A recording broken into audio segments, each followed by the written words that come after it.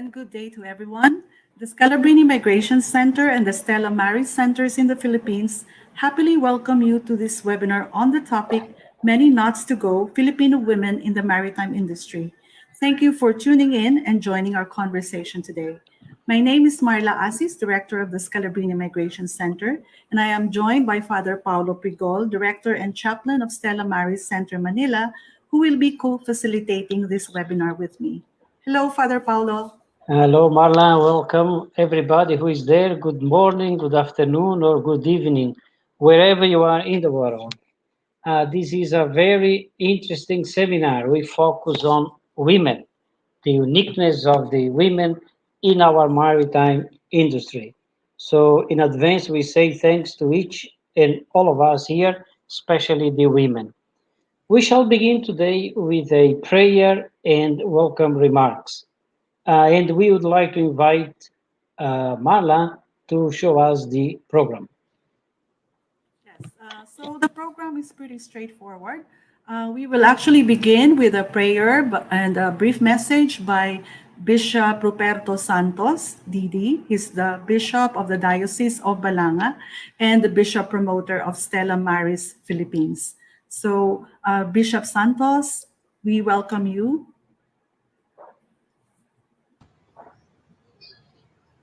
Thank you so much, Father Paulo. Thank you so much, Merle. Let us remember that we're in the holy presence of God. In the name of the Father, and of the Son, and of the Holy Spirit. Amen. Almighty God, merciful Father, divine protector and loving Redeemer, listen kindly to our prayer. O Lord Jesus Christ, you freely accepted and unconditionally carried the cross, the source of our new life. May we fully understand and appreciate how much you love us, how special we are to you, how much you want us to be with you always. You offer your life for our unworthy and sinful life. Patiently you endured the pain. Silently you bore the curses. Lovingly you embrace all the sacrifices. Help us to reflect in our lives your great love for us. Let us feel your pain in the pain of others. Let us share your suffering in the sufferings of others. Great was your pain as you beheld your mother weeping. The suffering you endure for our salvation was words of grief that pierced her heart.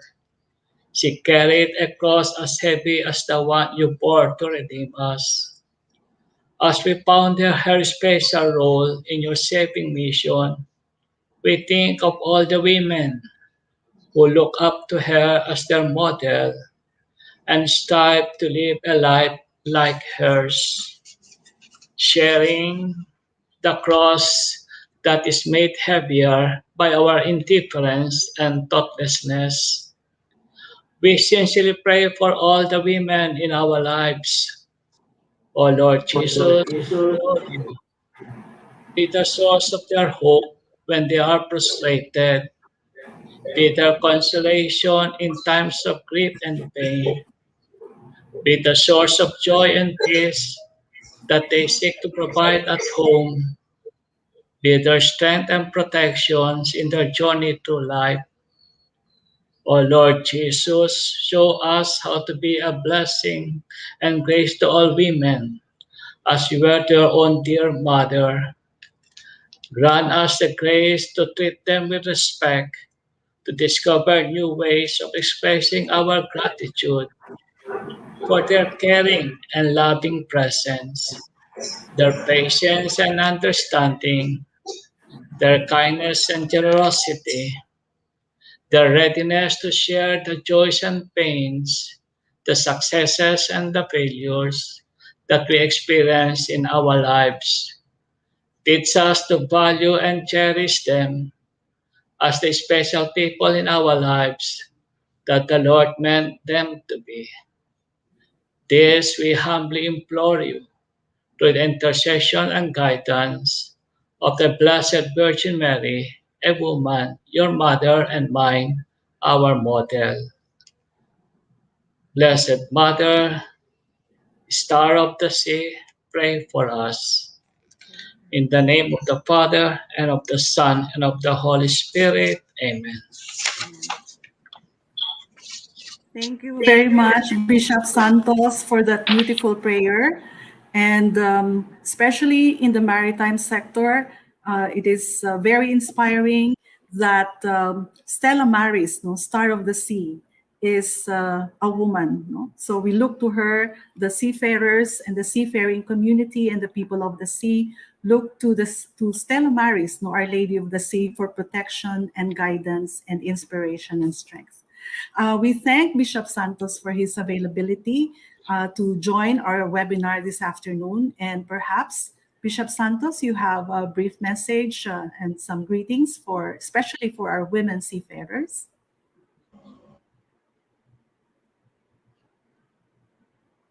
Hello? He's on mute. Bishop Santos, I think you are unmuted.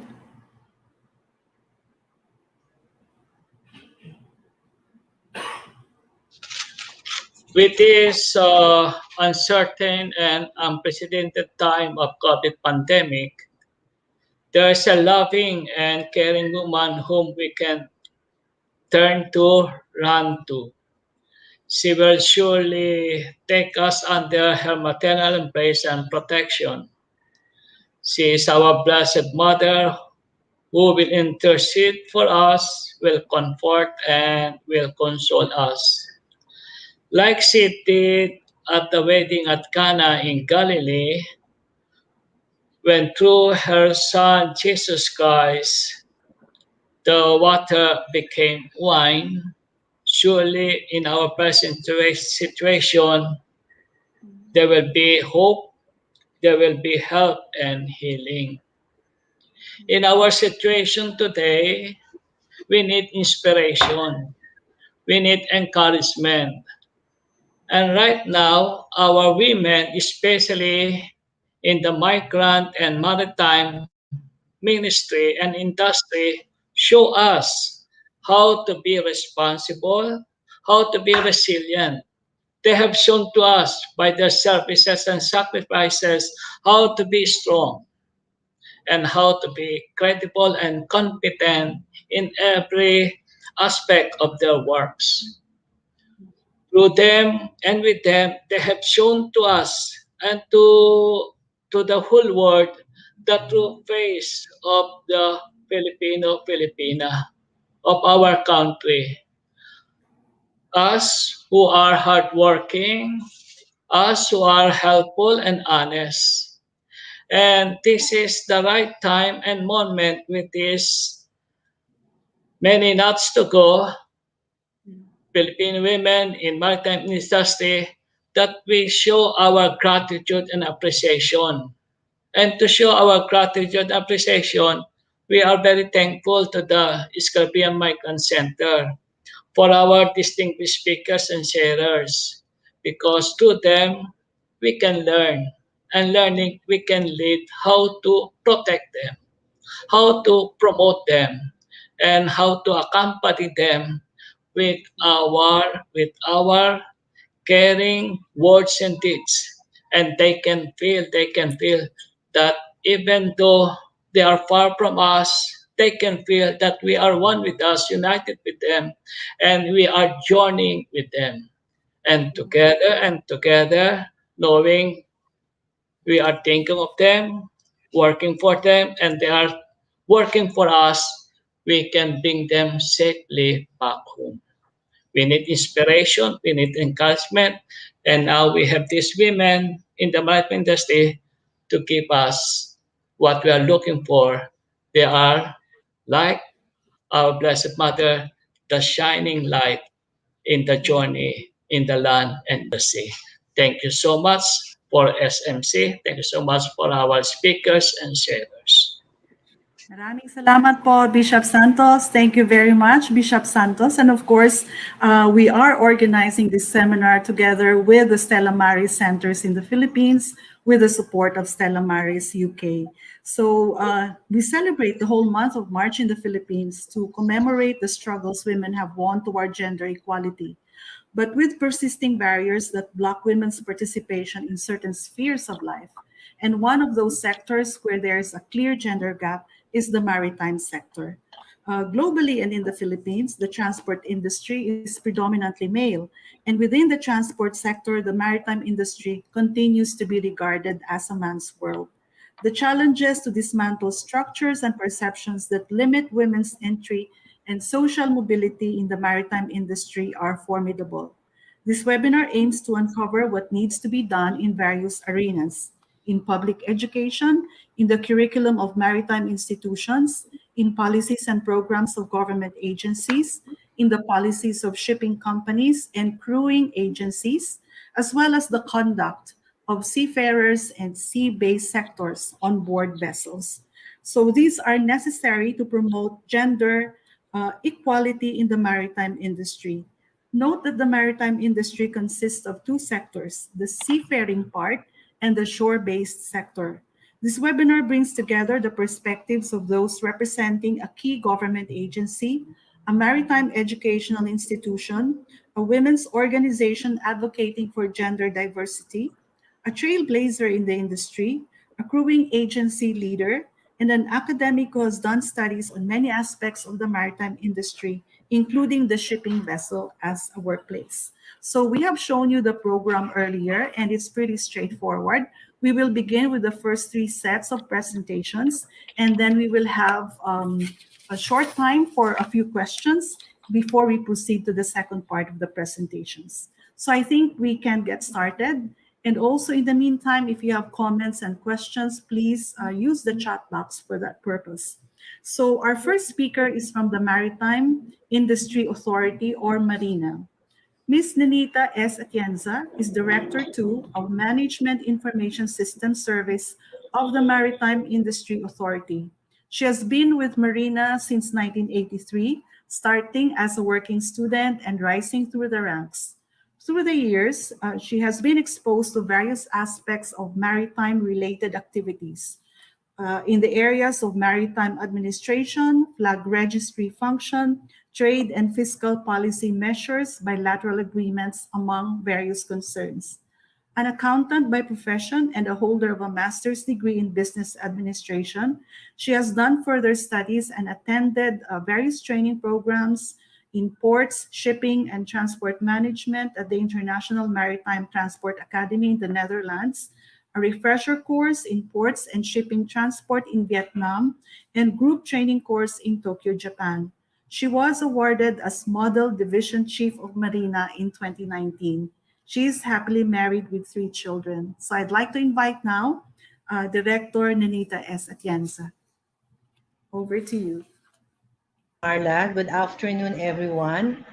I'm Ninette Season Atienza from the Maritime Industry Authority, and I'm also the Vice President of the WIMA Marina Subchapter. Uh, I would like to thank Scalabrini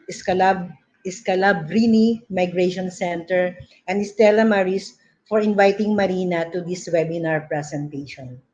Now, it's the Maritime Industries Authority's support to women seafarers and other women in the maritime industry.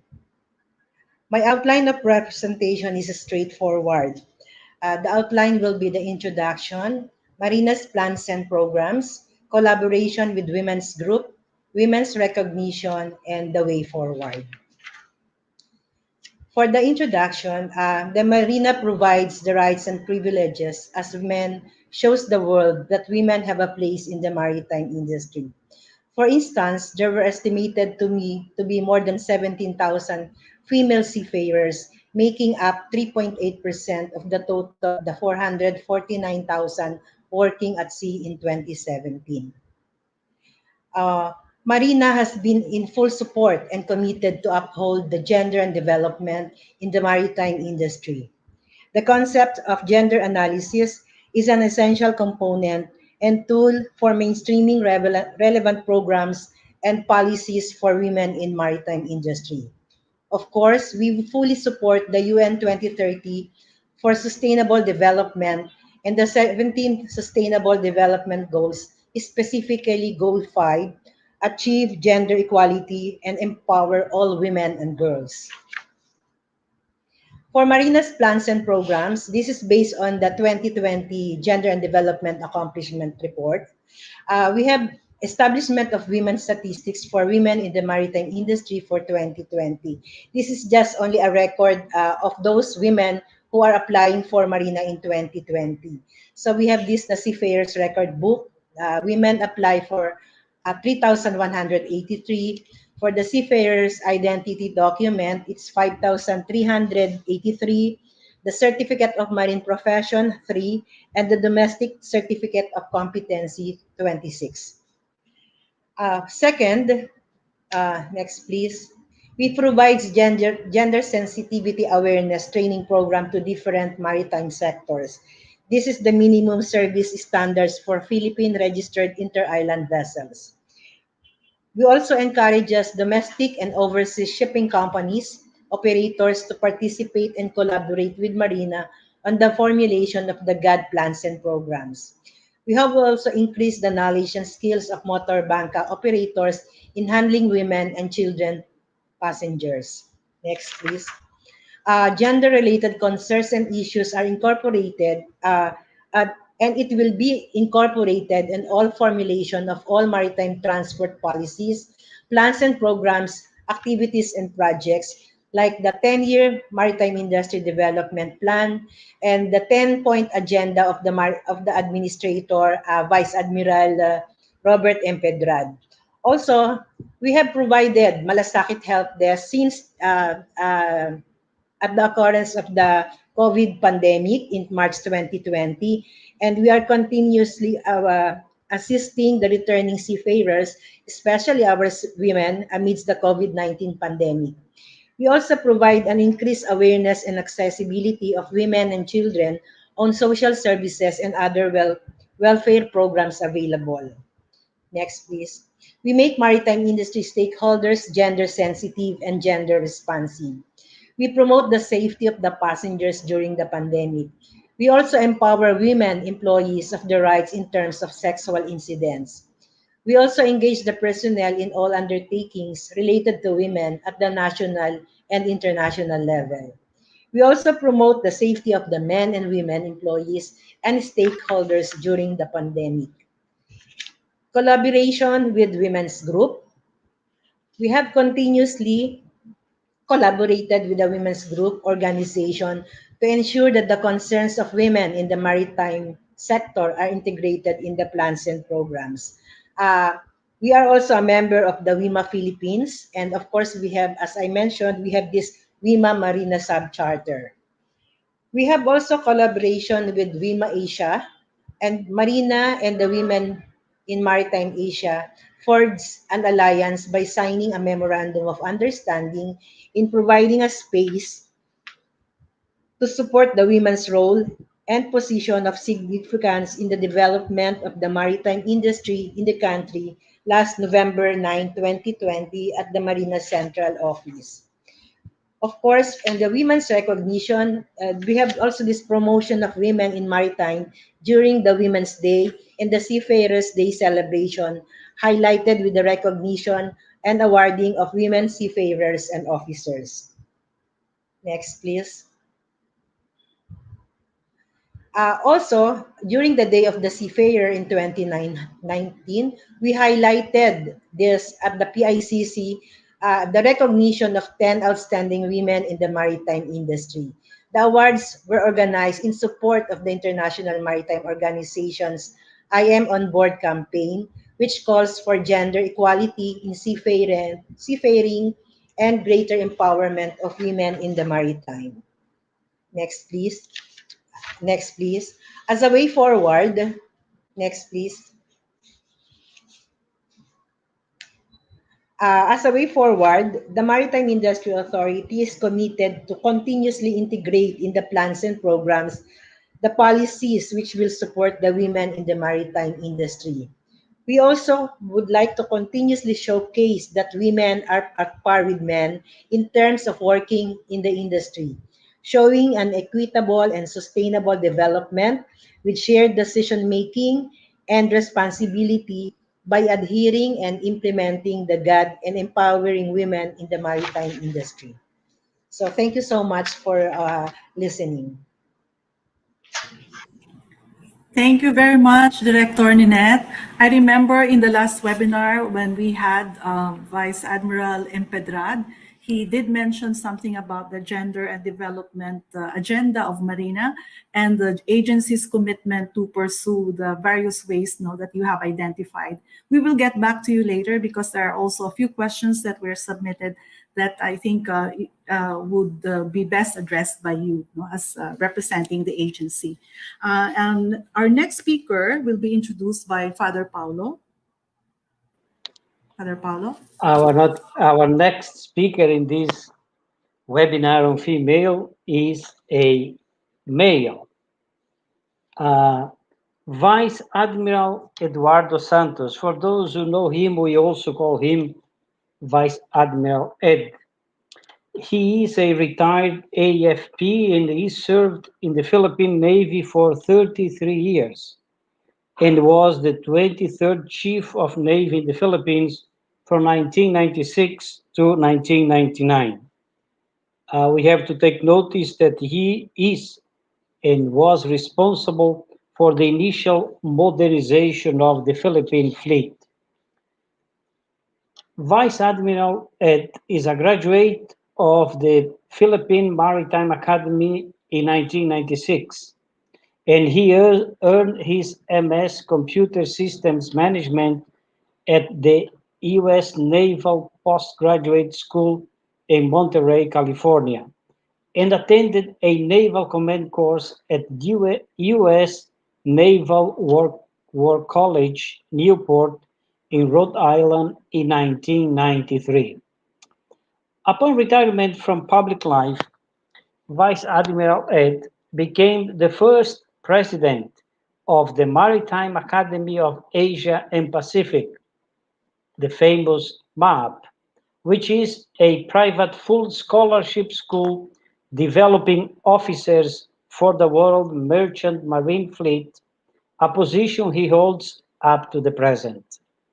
He is also the executive vice president of the Associated Marine Officers and Seamen's Union of the Philippines, the AMOSUP, which is the largest union in Asia and under ITF.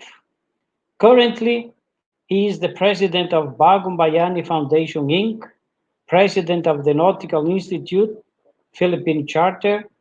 He is the president of the Institute of Maritime Engineering, Science and Technology, IMARCET, Philippine Chapter. He is the vice chairman of the Global Maritime Education and Training. Vice Ed is a fixed wing pilot, for those who do not know. He loves to play golf. He's a scuba diver at his age. We are jealous of you. And a practical pistol shooter. He is married to Mrs. Lee Santos and blessed the two daughters. And I used to have the privilege of seeing them every Saturday before the pandemic. Now the pandemic is there. We see each other via this interesting webinar. So, ladies and gentlemen, join me and we welcome Vice Admiral Eduardo M.R. Santos.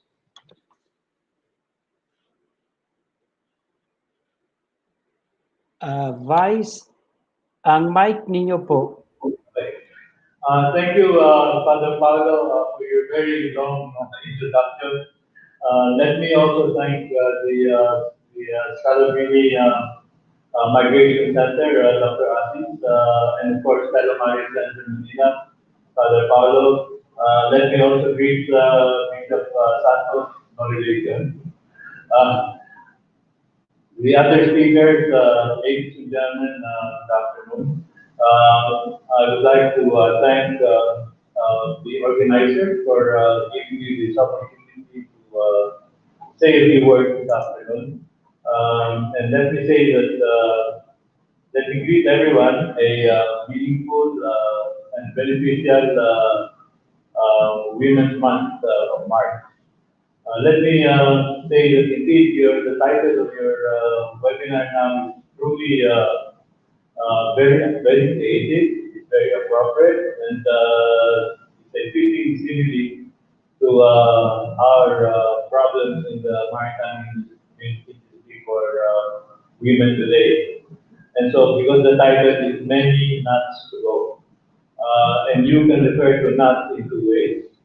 Yeah, nuts in the maritime parlance means nautical miles per hour. That is the speed of the ship. Of course, they also use it for air. But, that is nautical miles per hour. So that means that by your title, you still have many more hours to go so far as improving the empowerment of our women in maritime. On top of that, the other definition of nuts is also a Nazi problem, meaning so many obstacles along the way. And so indeed and that is true. There are many obstacles along the way, and certainly it's a very appropriate title to this seminar. But I have presented the full paper to you earlier, so let me just try to finish my short talk in 15 minutes. What you can see now is the campus of the Maritime Academy of Asia and Pacific. You have information, you have there standing information for the flag ceremony with the 1,300 cadets of MAP, both boys and both male and female. We actually have one female there at the regimental staff. Standing up in front.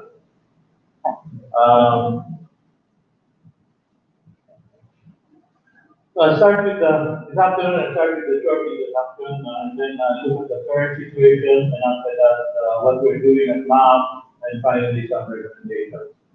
So, as what we do today, we celebrate.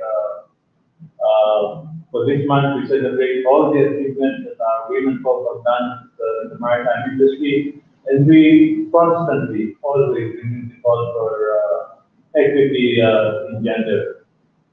We would always like fair treatment for men and women and have a level playing field for everyone.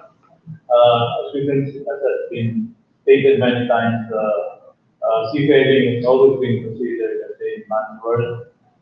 However, we're making every effort available not only in MAP but also in the union to ensure that everybody has a fair chance of improving their lives. In the maritime worldwide, the women account for 2% of the workforce of 1.8 million. So that's about 36,000. And that is not only women on board cargo ships, but most of them are women on board passenger or cruise lines. And so we are focusing at this and looking at that 2%. You can see really very small. I'd like to say as well that the United Nations, the International Labour Organization, even the International Maritime Organization have put up many instances, many policies that would include women's rights. And so in the International Association of Maritime Universities, or IAMO, of which two members are from the Philippines, Mahab and John D. Lampton. We have a project called Get Event, which means gender equality and cultural awareness in maritime education and training. I will be including some of their recommendations in my recommendations as well. You see in the slide two of our women captains. On the left is Captain Navarra. He will be a speaker after me, I think. He's a licensed master. And on the right is Captain Juliana, also a graduate of MAP. She's a currently serving master in a chemical tanker. Um, Currently, even the ILO itself has said that, okay, they fix the mic better. Okay. Currently, currently the International Labour Organization itself said this year that no country, I will repeat, no country has achieved gender equality. Okay. On top of that, the COVID-19 pandemic has, of course, created more problems for women and for equality worldwide. I think you all understand that when it comes to reducing the workforce, the companies always start with reducing the number of women in the force, and so immediately they're already affected. And of course, because of all of these, the United Nations Sustainable Development Goals number 5, which has been stated earlier, is achieving gender equality. It is seriously compromised. You can see on the chart a chief engineer graduated MAP. Is also currently serving as a chief engineer now. I think he just rested a few months ago because she has taken two children, but she's ready to go back to sea as a chief engineer. Let's not go to Filipino seafarers. Women, of course, women on board cruise ships have been there for a long time. We have become really fixtures, permanent fixtures on cargo ships, and they're always in demand. However, in cargo ships, started only in the 1990s, and certainly it was rough days for them. There was a lot of discrimination, there was a lot of harassment. So the unions exerted effort to reduce some of this, and I'll give some specific examples. In the Philippines, as stated earlier by Marina, we have 72 plus or 73,000 or Filipinas who have SIRBs. That means they have the seaman identification record book. However, not all of them are actually working at sea. Some are working ashore. And Also, Marina has honored outstanding women in the maritime industry, that has been stated earlier by Director Atenza. Of course, I'd like to mention as well that of the awardees, 3 of them are graduates of MAP, all women officers. Of course, within WIMAFI that's been developed and has been established, and they're working hard towards improving the condition and the employability of our women in the workforce. AMSO is one of the leading organizations in the country that's really pushing for women. We have a women's committee in the labor organization, and exerting effort to have equality, gender equality of workship. On the photo, you can see Captain Ameliana in the middle, in between 2 male officers in her ship. You can see that from her side, height alone. They can still command all those big men beside her. Over the half, for the last 23 years, we have graduated 132 women officers, 3%. That's 3% of our 4,200 graduates. So that means we're just following the worldwide trend that in terms of employability, only 2% worldwide women are being employed. Over half, so far graduation is concerned, we only have 3%. Out of that 3%, we already have 4 licensed captains, merchant mariners. We have 7 chief officers, chief mates. We have 3 licensed chief engineers, all active. and we have 5 second engineers, and all the rest are officers in charge. So most of them are almost 80% are working for shift. The rest are working on land as crewing training officers or crewing officers of the different manning agencies, manning and keeping them companies. We also at MAP we have a very strong network for women that includes not only cadets but also the alumni, because the graduates and the ones that do the mentoring. Our women's staff also collaborates with Mapei and AMSU women. And let me say that GIGAMET has, in the research, they have looked at 56 key performance indicators for all seafarers of all genders. The amount of women have shown that they can perform all the 56 key performance indicators.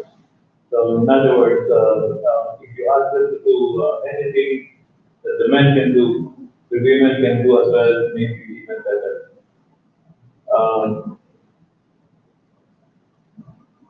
Currently, we encourage the companies to sponsor mass women cadets.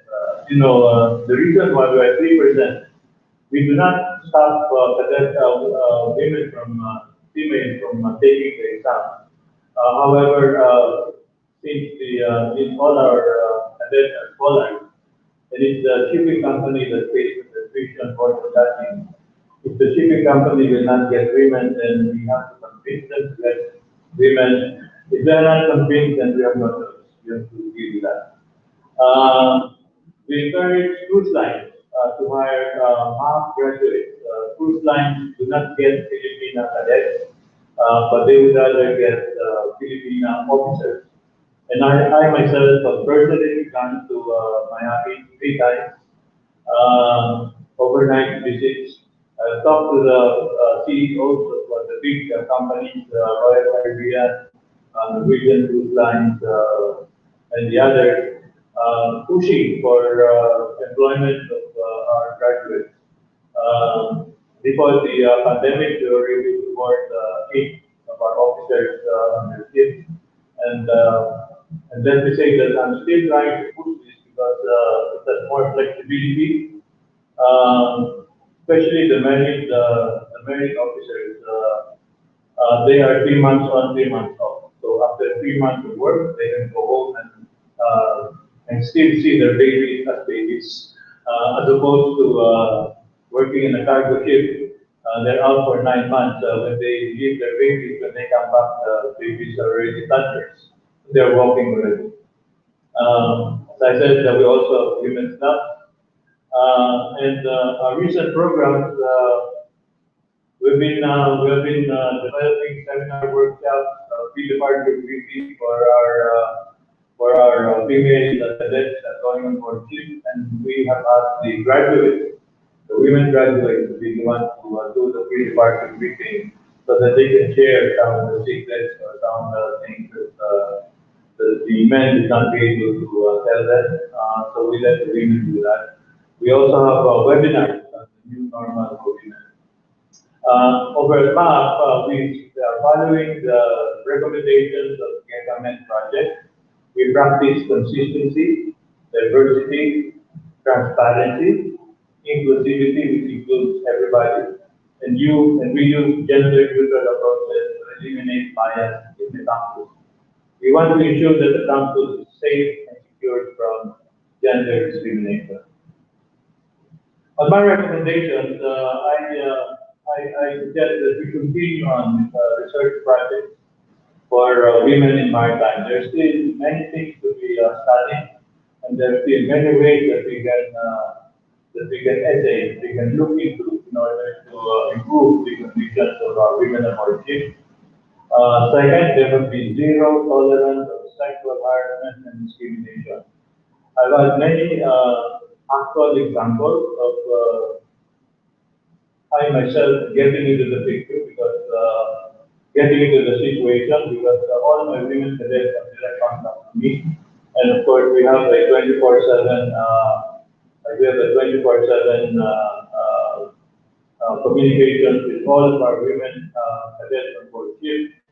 And on issues of harassment of the cadets, then when the report gets to me, I immediately talk to the crewing manager or the manning agency here, uh, and see that things are worked on right away. And of course, the jury-realized manning agencies are actually representing the principals, the owners of the ships. And so we must get to the owner themselves so that they will know exactly what's happening. We were able to resolve a lot of our problems. We have another tool in that if nothing happens, the International Transport Federation, ITF, they have 160 inspectors in worldwide in all the ports.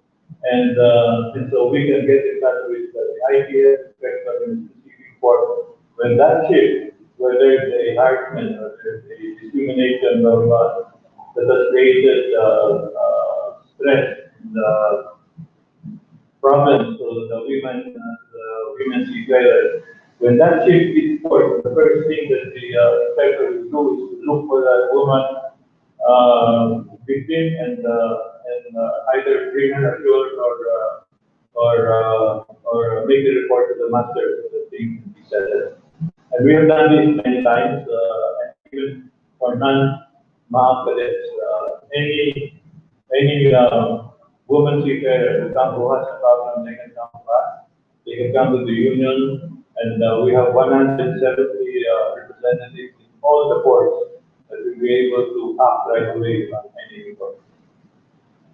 Of course, our recommendation is still to continue to strengthen the women's rights, increase mentoring sessions at schools and maritime offices, use neutral maritime terminology. I think most of the terminologies are male-oriented, like ship manning. It should be seafarer manning, right? But that alone, the title itself, these are the companies that recruit seafaring labor here in the country, and they are called mining agencies. So we would prefer that they be called seafarer agencies. Anyway, it's a start. We also recommend that highway policies be amended. I know that there are many women who are CEOs of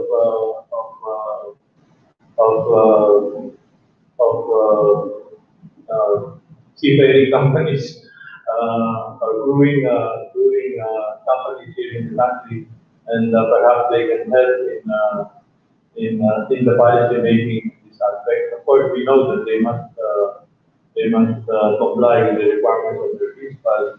But whenever there's an opportunity, I recommend that they tweak their policy in order to be able to hire or train more women seafarers. And on wage parity, I'd like to assure everyone that in our collective bargaining agreement of the union and of the whole International Transport Workers Organization, ITF, there is no discrimination between genders. It is by title of job, and the pay is the same, regardless of your gender. So on that aspect, as long as they have a collective bargaining agreement that is sanctioned by the International Transport Workers Federation, you can be assured that the wages are parity in wages. So that in essence is my presentation this afternoon. I'll be ready to answer questions later. I would like to thank all of you for listening. Everybody, please stay safe. We're trying to get vaccines, but they're not coming yet. So as soon as we get vaccines, we hope to vaccine to immunize all of our seafarers so that they can have also parity in getting their jobs on board for international vessels. Thank you very much and a pleasant afternoon to all. Vice Admiral Santos, we think definitely indeed the recommendations that you have put in the slide, we shall take it into account later on. It will be difficult to achieve gender equality, but that is the challenge. Vice Admiral, allow me to say three words, especially for those who are listening us and they are not from the Philippines. Just to give you an idea, MAP, the school that we have seen there, is a property of 122 hectares. It has 53 buildings. It has 62 simulators. It has graduated more than 4,000 officers only, which includes 114 women. They have graduated 192 masters. Three of them are women. I was privileged to meet two of them. And the last one, uh, they graduated more than 200 licensed chief engineers. Two of them are women. So thank you very much, Vice Admiral. We hope you can stay there for our open forum in these many knots to go. Our next speaker is Attorney Iris Baguilet. She is the president of Dole Seafront Crew in Manila Inc. She is a lawyer by profession and she holds a number of positions in a number of maritime organizations here in the Philippines, especially the maritime sector. She acts as a lead consultant to several government agencies involved in shaping the Philippine shipping laws. Her most recent involvement, I can say because I have been witness of this, has been at the forefront of the country's effort to answer to the challenges posed by the pandemic, especially ensuring in this humanitarian crisis a good, fair crew change, which is not easy at all. Together with a group of many agencies, executives, IMEC, ITF, AMBUSUB, and many, many others, she advocates Filipino seafarers' welfare by proactively providing solutions to private and government sectors and addressing the impending loss of the jobs in the industry caused by the disruption of crew employment, especially in these days. Attorney Iris also works with industry key entities in launching enhanced maritime quarantine facilities in Manila. Thank you for that, attorney, because it ensures the safety of Filipino seafarers and makes possible crew change. I would like to welcome Attorney Iris Baguilat. Thank you, attorney. Good afternoon. Thank you, Father Paulo. Thank you, Dr. Marla and Scalabrini, as well as Stella Maris, for inviting me again. I was with you in February, and I'm with you again for Women's Month. I think I was asked to discuss a bit about women leaders in the manning sector, and I shall start my discussion. The first question I was asked is what do women leaders share in the manning sector? What do women leaders bring to the table? Perhaps we should go into why gender equality is an important economic factor. I would answer that it is because we are half of the human resource. It is folly to ignore the potential market, resource, force that half of the population provide. The Philippines maintains its position as the best performing country in Asia for gender parity. We are very fortunate that such is the case. In all forms of economic participation, this is based on a 2020 Global Gender Gap report with other 149 countries around the world. And it is seen that we are really scoring very high.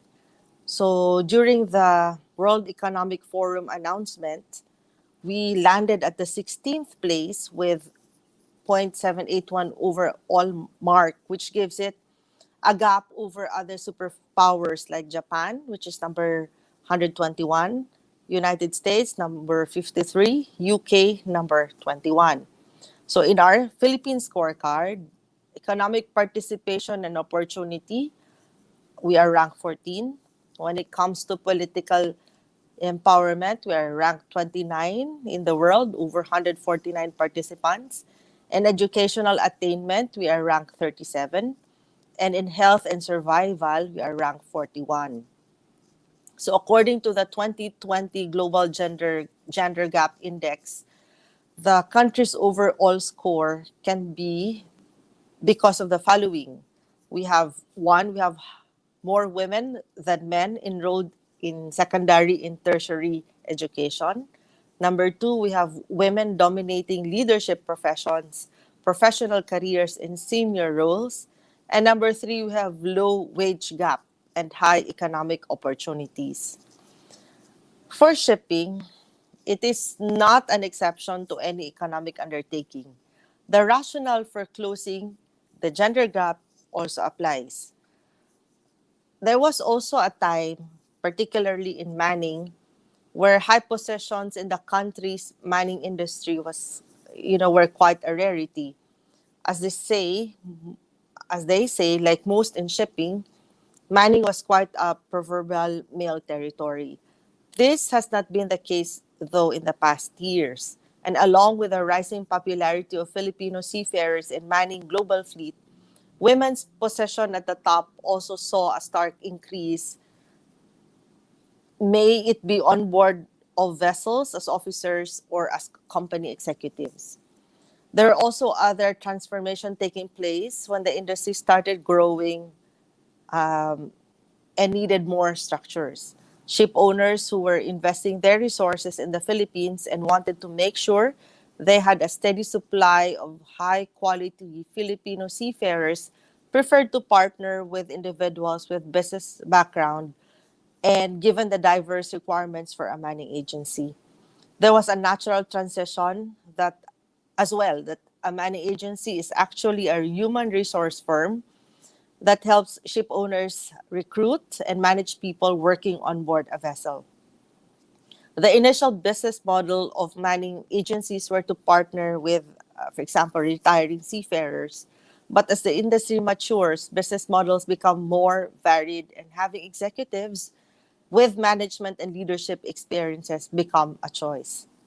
So during the onset of the pandemic that devastated the global shipping community, a significant number of Filipino women leaders, including myself, was part of a moving force that relentlessly pushed for recognition from the government to consider the importance of solving crew change. We took the cudgel for some in raising the awareness to all stakeholders and the government, resulting in several changes in the mindset as well. The Green Lane, for example, mandate by the Philippine government become a somewhat of a blueprint for other countries to follow at the height of the pandemic. The call for all sectors to band together, even as far as taking part in a groundbreaking partnership with IMEC, ITF, and AMUSUP, represented by Vice Admiral Santos, to solve the problem of crew change by actually coming out with a project that launched the quarantine and testing facilities for departing seafarers. The move aimed to address the concerns raised by many international crew change hubs over the authenticity of COVID tests obtained in the Philippines and the efficacy of pre-embarkation quarantine served by joiners before being deployed. These are just the most recent actions that have a global impact and were participated in by women executives. My context, as usual, if I'm asked, I have never seen me being a woman as a reason for any position. I would rather attribute it to qualification, competence, influence, vision, niche, and experience. It would have been the same if I were a man, albeit maybe with fewer obstacles. Given my background as a Filipina and coming from my family social background, plus my education, I grew up in an environment where there is no stereotyping between men and women. Thus, I would admit that it continues to puzzle me when gender is made a factor of anything. But but when I joined the global workforce, I come to realize that gender parity is not shared or enjoyed equally by all nationalities all over the world. Thus, it is there that I experience being differentiated because of my gender. But because of my natural upbringing, the leader in me still continued to emerge, notwithstanding. So, what needs to change? Maybe in shipping, uh,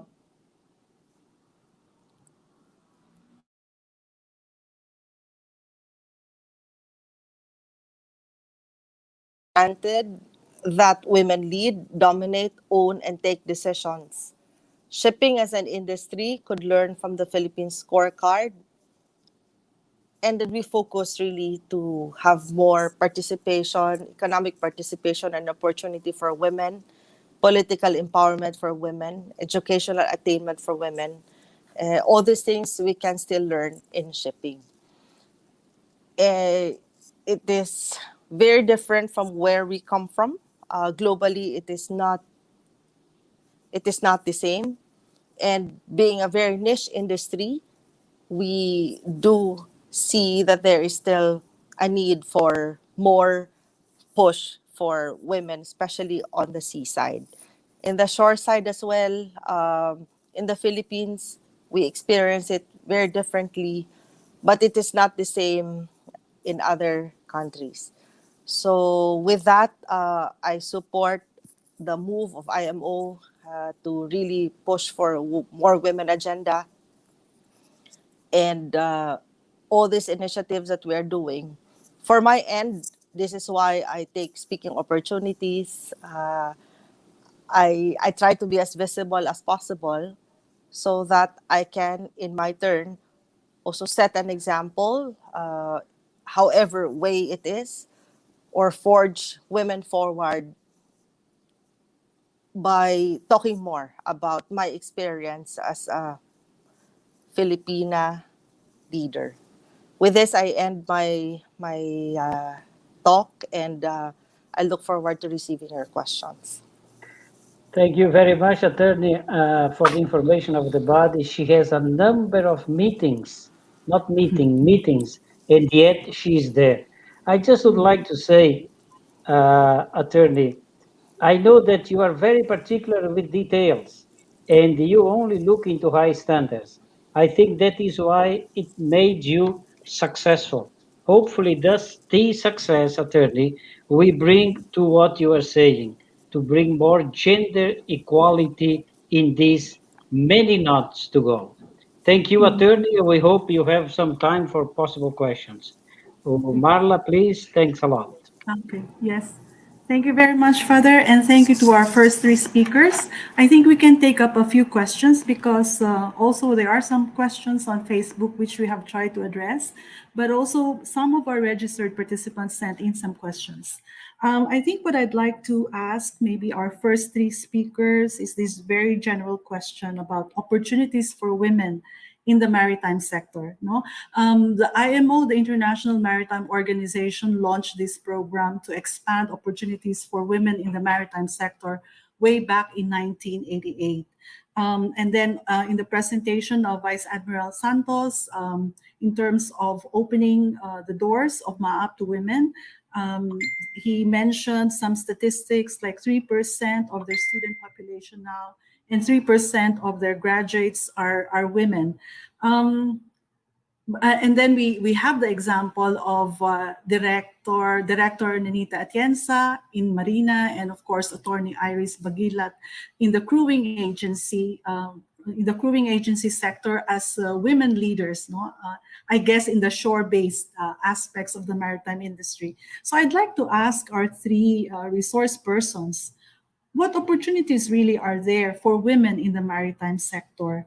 And what can be done to widen opportunities for female seafarers in the industry? So Maybe we can start with Vice Admiral Santos. Meron po ba talagang opportunities for women in the maritime sector? And maybe if you can also make a distinction between opportunities in the seafaring part as well as the shore-based part. Maraming salamat po. Thank you. Thank you, Dr. Mark. There are indeed many opportunities for women in the seafaring sector at sea. Really, if you can see on the cruise line, there are many women officers on the cruise line. There are very few Filipinas there. That's why, as I said, I have to go 3 times to Miami on an overnight trip just to talk to the CEOs of the big companies, for them in assist, of course, with the help of the other union members. In order to get, in order to have more slots for women officers. For the women hotel staff, we already have a lot of Filipinas on board, and there can be more. Cruise lines are a big opportunity for women to excel. There's already a woman master, of course, not Filipina, of a cruise ship, and so there can be more masters, Filipino masters in the more female masters in the future, and that will not necessarily prevent Filipinas from becoming masters of cruise ships in the future. Although we do have one of our, as I said, one of our alumni is a master, is a serving master of the chemical product tanker. That's a very dangerous job. You are carrying all sorts of chemicals, and you can have an explosion if you are careless. But if our women can do that on a dangerous chemical tanker, there's no reason why they cannot, why women cannot do it in other ships. We do have Filipina masters on board yachts and smaller ships, but there's really a chance for them at sea. Although, as I said, they have a lot of challenges to go through. It's just a matter of untying all those knots, so to speak, for them to be able to maintain. Insofar as still at sea but working ashore, I think one of the biggest opportunities now is the advent of digitalization and the advent of automation and the advent of unmanned commercial ships. There may be no men, I mean, male na naman yun. Unmanned commercial ships. If there are no personnel or seafarers on board a ship that is moving, where do you think, who do you think will be controlling it? So this would be persons on the shore in the command centers, maneuvering the ship and doing all of the computer and the IT expertise that they have. Women can excel here. Women are good at IT. In the future, that's why we are putting up a Bachelor of Science in Electrical Technology and also starting to teach robotics in preparation for the advent of automation on board ships, and hopefully when there be no more seafarers at sea on board a ship, the seafarers will be on the ground, and that is what the unions have been pushing already. We understand, we know that in the future there will be fewer and fewer seafarers on board, actually on board ships. But what we are saying is that you need seafarers on the land. Experienced seafarers at shore who will be able to control the ship, make sure that the ship gets from point A to point B in the safest possible way, and at the same time also in timely manner. so that they will understand. So there is a big possibility for women officers to be handling the controls in the remote control room, and of course in other of course I'm sure it's very it's almost automatic that there'll be a lot of women seafarers there because they'll be the ones doing the interviews, doing the recruiting, doing the admin jobs, doing the logistics. There's a lot of activities that happen, I'm sure, all connected to maritime, and more and more women can get in there. So there's really a big opportunity for that. What's important to me is for each officer, women officer, to at least have one or two contracts at sea. Meaning just to say that yes, I've been aboard. You cannot bully me. I've been aboard as well. During my time at sea, I did this, I did that. So that's already one way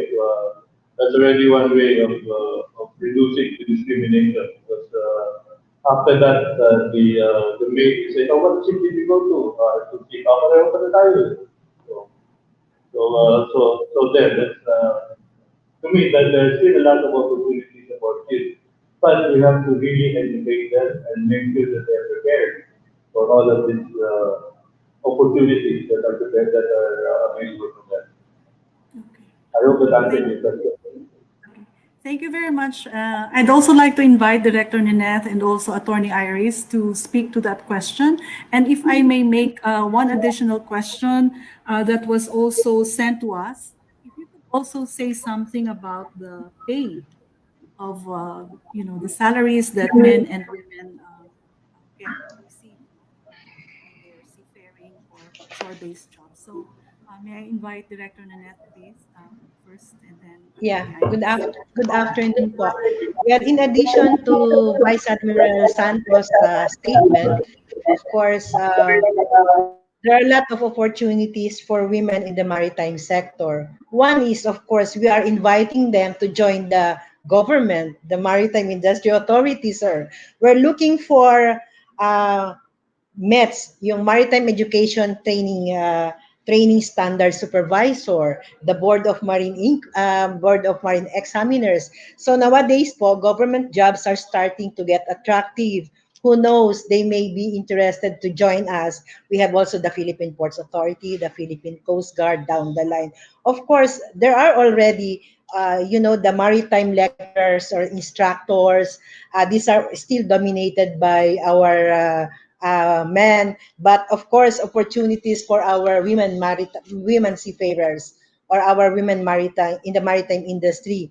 There are a lot of opportunities also on this because of the training centers that we have. We have also the maritime surveyor, of course, maritime author. Remember Attorney Brenda Pimentel, who has been, although she's not a seafarer, but she's from the maritime industry. She's now an author also. We have also this ship operation management that we are trying to, of course, we want our seafarers to after their life at sea, then they can be under and in the ship operation management and other land-based professions for the women in maritime. But for the pay, I think there's no the salaries of men and women, they are still comparable naman po. Yun lang. Thank you, sir. Attorney Iris, please, your thoughts. For women, as I've said, it normally follows the a nationality, how you look at how is your gender gap, then everything else extends. In the Philippines, as I've said, since we have a rather very low gender gap, you see women dominating the industry. You have leading the industry, leading companies in maritime, in the shore based, in associations. Women are there. I sit in the board of the Maritime Law Association. It's not an association specific to women, but I sit in the board there. I also sit in the Alma Maritime Group as a trustee. The president is a woman. I was also past president of the Maritime Law Association. So we are there in the shore-based companies. We are also leading the companies. That is in the Philippines. It is a non-issue. On the shore side, on the sea side, the composition of the crew, particularly, for example, in the non-crew sector, would also follow. I think that you could. I am not. This is just an opinion. This is not. I have no data really to support this. But whatever is the gender gap of the ship owning, um, of the ship owner, will also translate into how it is in the operations, or on the kind of people they will employ. So that follows. If you have more, if it is close, the gender gap is not so wide or not so high, then you'll have women there, naturally, from the shore to sea. And you are seeing that. But in maybe if the ship owner or the manager is coming from a nationality that has a high gender gap, you will not expect that to be different. So that follows. In shipping, we are marine HR. We do not normally define it. It is the ship owner that defines it. So you see different cases. Some companies, some European companies still struggle to some European companies still have more European officers than Filipinos. So how will you expect Filipinas to come in if it's widely Europeans? But in the European side, where there are officers, are also women already. So that will come in play. Opportunity, it is still there because the number is still high. Uh, Unmanned, it's still not here. It will take a bit of time. So with that duration, there is always that opportunity. As to the pay, normally your wage structure is fixed. You don't distinguish between men or women. PUA also, you enroll wage structure there, so it is regulated heavily. And I think they're the first to cry or disallow any enrollment if it is differentiated. So I do not see that as an issue. On uh, that is the only thing I can comment. Thank you very much. No, I think we'll sort of wrap up with this first set of questions for now. But we'd like to thank Attorney Iris because I know that she has other engagements. We'd like to thank her for her availability, and hopefully we can invite you again, Attorney Iris, next time. Thank you. Thank you, ma'am. Yeah, salamat. And Thank hopefully Vice Admiral Santos and Director Nineth can still stay with us because we still have a few questions. But we'd also like to proceed with the next set of presentations because they also have something very interesting to contribute to our conversation. So yes, our next speaker is actually at Subsea working at the moment. She is a graduate of one of the first batch. She's part rather of the first batch of students who graduated from MAAP, the Maritime Academy of Asia and the Pacific, and she's really a trailblazer in many ways. No? So aside from being part of the first cohort of graduates of the Maritime Academy of Asia and the Pacific and Bataan, she's also the first woman in the offshore industry to work as safety officer, senior chief officer, senior DPO, that is dynamic positioning operator and master. She has acquired 17 years of experience at sea, which includes 5 years of working on very large crude carriers and container vessel, and 12 years to date of working in DP2 and DP3 pipe laying, diving, and heavy construction vessel. She has sailed around the world and had spent 7 years in the North Sea. She's a member of ITF and Amusuk Women and Youth Representative.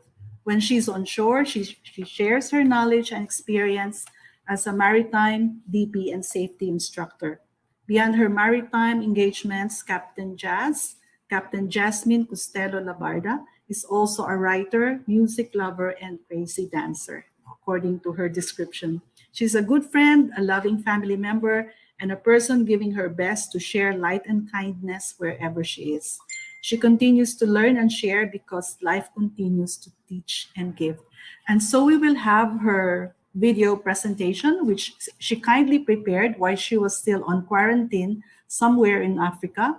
And at the moment, she's already actually working at subsea, in some construction project going on. So we really thank her for her efforts in sharing her experience with us through this video presentation. And also she has some comments that she also sent to us in response to some of the questions that were sent by our participants. So I think, Dax, are we ready with the presentation of Captain Labarda?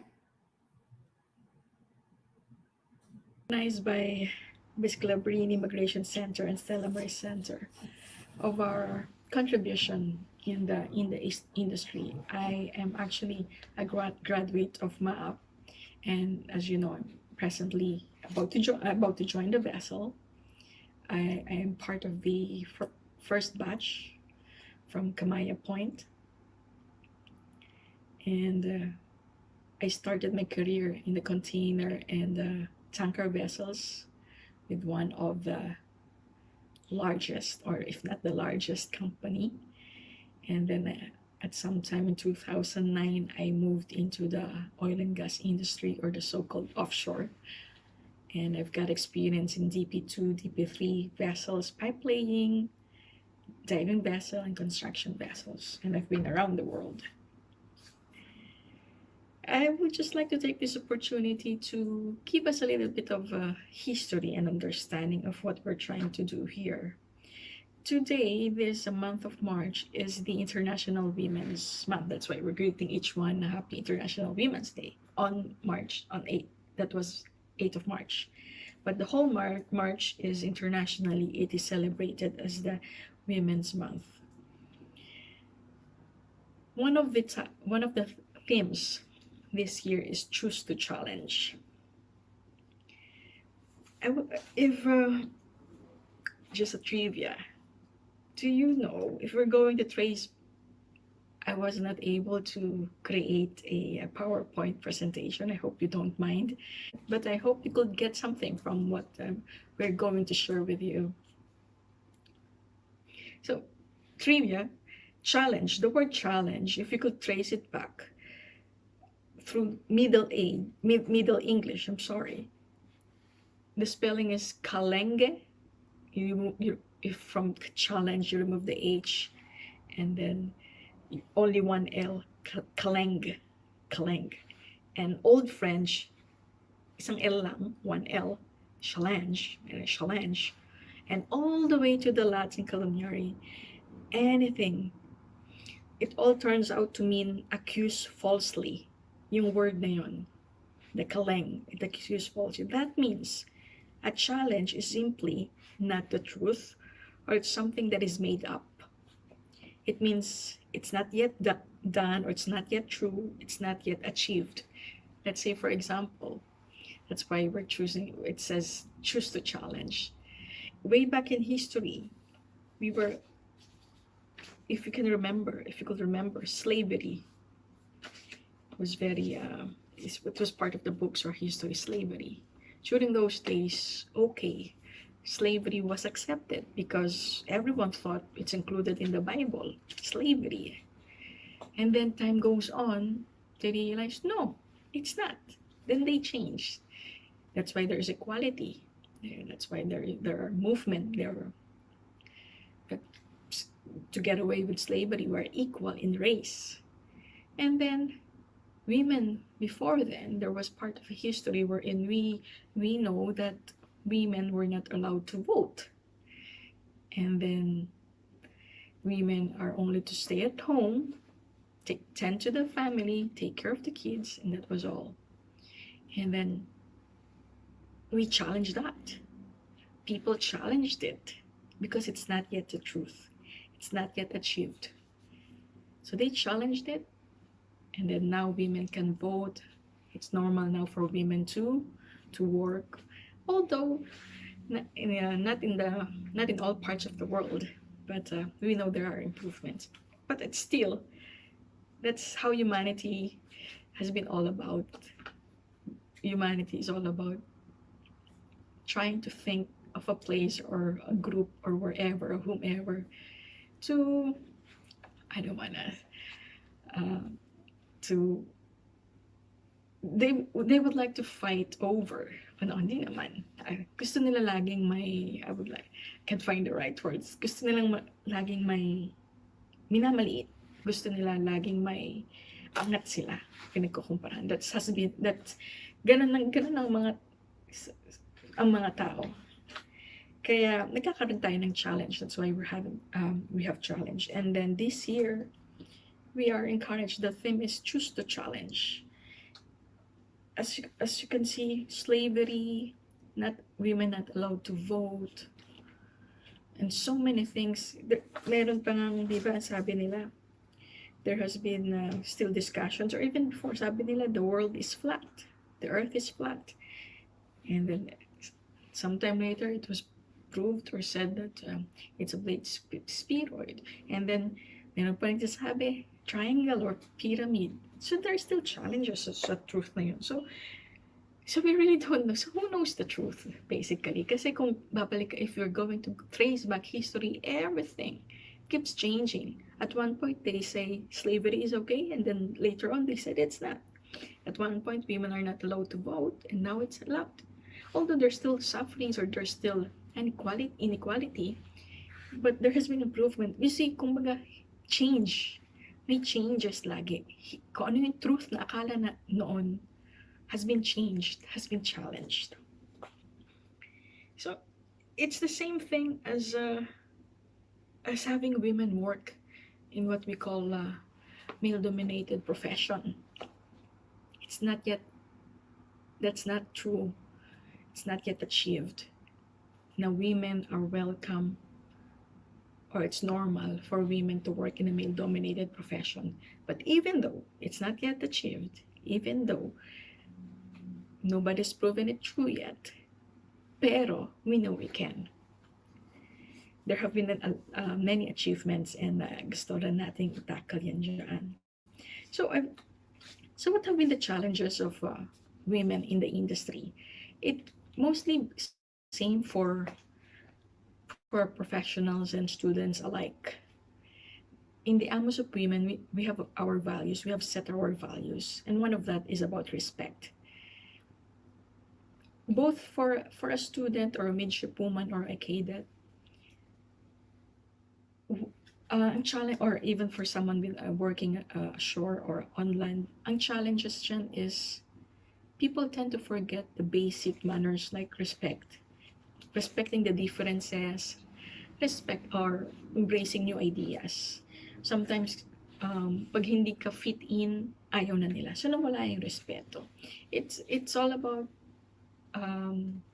yung respect, ibalik natin. Like, for example, sa schools, kung may hindi ka gusto na tao, or magkaiba kayo ng ideas, and then babae siya, ikaw lalaki, or vice versa, and then mawawala ng respect because we tend to think na hindi kasama sa world or sa yung competition, but in fact the real competition talaga is within ourselves. Ang pinaka mahirap kalaban talaga is sarili natin, pero we tend to look at it outside. So respect is very important. And then in our group also, we focused on wisdom, because with that we took it from the verse to the fear of the Lord is the beginning of wisdom. And what is wisdom? Basically, it's if you can remember the prayer, Lord, grant me the serenity to accept the things I cannot change, the courage to change the things I can, and the wisdom to know the difference. Wisdom is really, hindi mo siya makukuha on earth only, sa lupa lang. It's It's knowing na there's one greater and more powerful than us, and there's one power na and fortress na sinasandigan natin. And then we also have humility. Even at school or even professionals,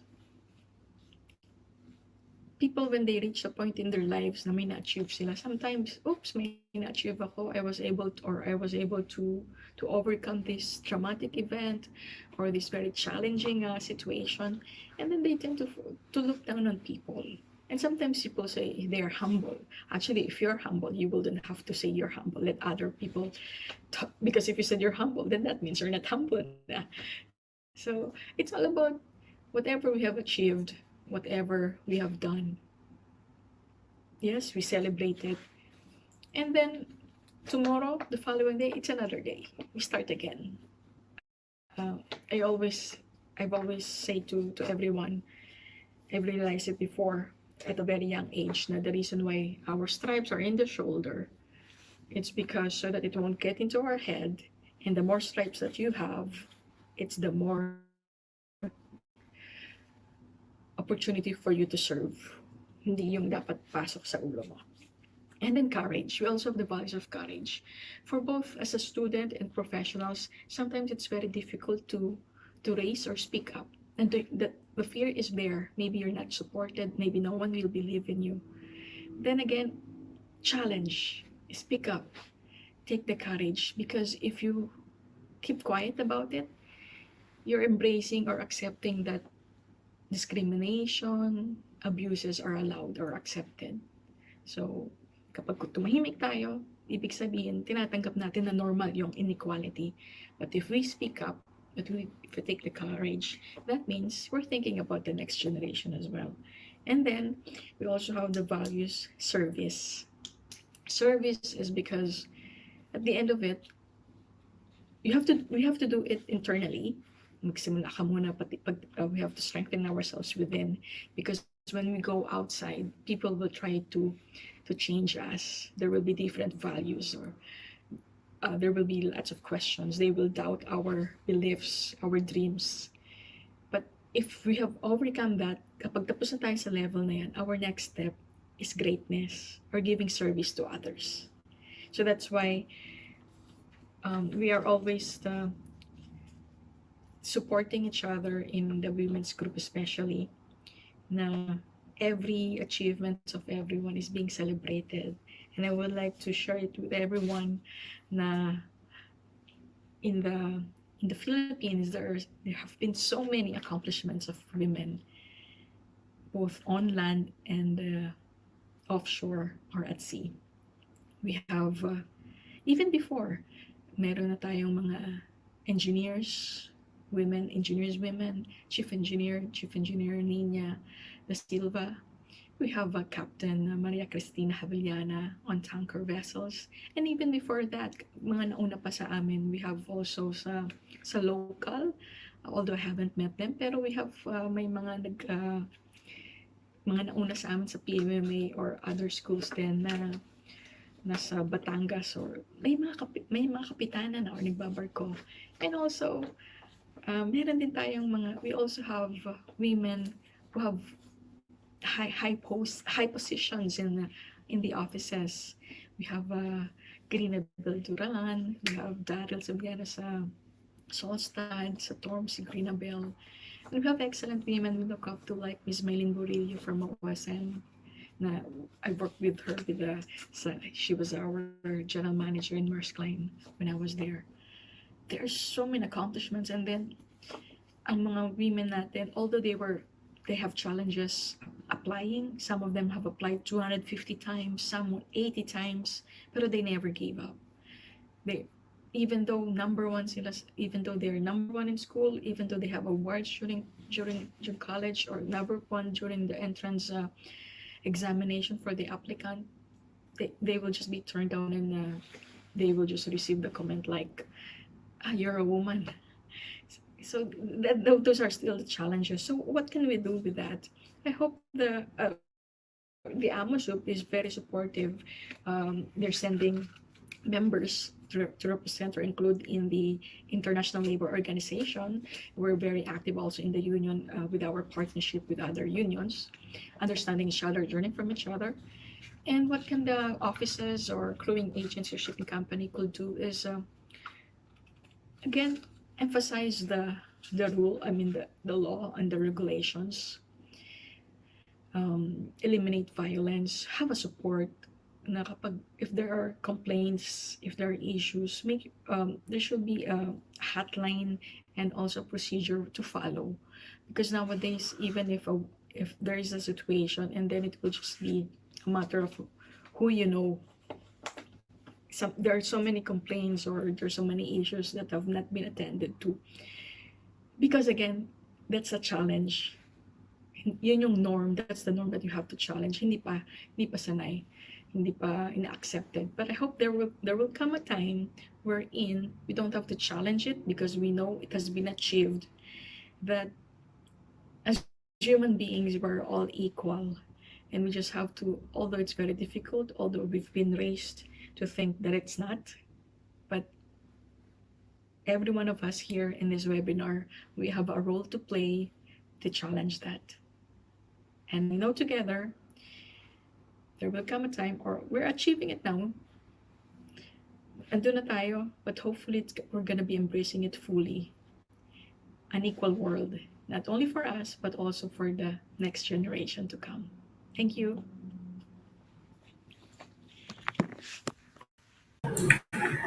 Thank you very much, Captain Jasmine Labarda. We are so proud of you.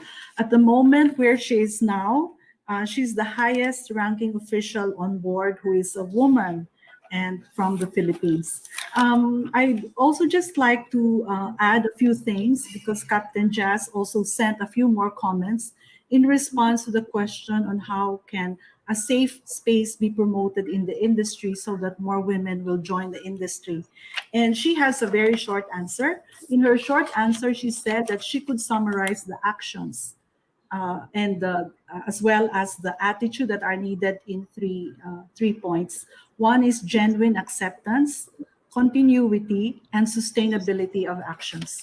If I can just briefly mention what she means, for example, on the issue of continuity, she mentioned here that women are encouraged to enroll in maritime institution for further studies, but then there are also many practical obstacles along the way. And one of them is actually finding apprenticeship opportunities and opportunity also for employment, according to her, is like finding a needle in the haystack. She has heard stories of women seafarers, of women who have completed their maritime education, and she has heard stories of some of them sending as many as 300 applications to be able to get admitted and to be accepted to work at sea. So she's suggesting that we have to ensure that we have things prepared from the start to end and reviewing and continuously improving the situation. One among others, the industry should ensure a set standard of the number of men and women in key positions and operations. For example, having a certain percentage to ensure diversity. And the other one about sustainability, she mentioned the need to have policies and that complies with existing rules and regulations. And one example that she cited is to have a clear procedure when handling disputes, harassment, and bullying. So we will also get back to some of those issues later in the open forum. But for now, I'll turn over the floor to Father Paulo to introduce our next resource speaker. Father Paulo? Many knots to go. The next knot belongs to Miss Merle Jimenez-San Pedro. She holds many leadership positions in various maritime-related organizations. Merle is president of the Women in Maritime Philippines and Women in Maritime Asia, established by the International Maritime Organization in 2007 and then again 2018, respectively, to promote the integration of women in the maritime industry. Merle is also the president of Mariners and Polytechnic College Foundation in Legazpi. We have been there a number of times. She is the chairperson of the Movement for Maritime Philippines, which advocates the mainstreaming the maritime industry as a driver of the economic development in the Philippines, which Merle calls the blue economy, given the country's profile as a maritime and archipelagical nation. As an educator, Merle is engaged in advocacy of women empowerment and mainstreaming in the maritime industry. Her roots in gender and development advocacy can be traced to her basic education, where she got immersed in maritime education and training. Merle is a self-driven woman in maritime. As an advocate of women, and I quote Merle, she says in this many knots to go, let us retrace our track and find another path. Welcome, Merle. Thank you for being there, and the floor is yours.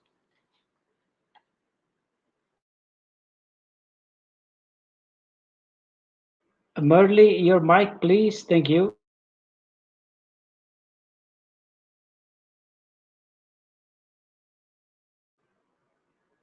Merle, naka-off ka pa rin. How Thank is it you. now, Father? It's okay? Very good. Okay, thank you, thank you. I think I'm very excited to share now my prepared presentation. But don't worry, Dr. Marla, I will stick to the 15-minute or a little just more for my presentation because of your time restrictions. Of course, to Scalabrini Migration Center, thank you so much, and Stella Maris for the kind invitation, for bringing us in this discourse, in this discussion. Indeed, very exciting title. But again, I would like to start off with greeting everybody. It's Women's Month. I wish it's really happy Women's Month.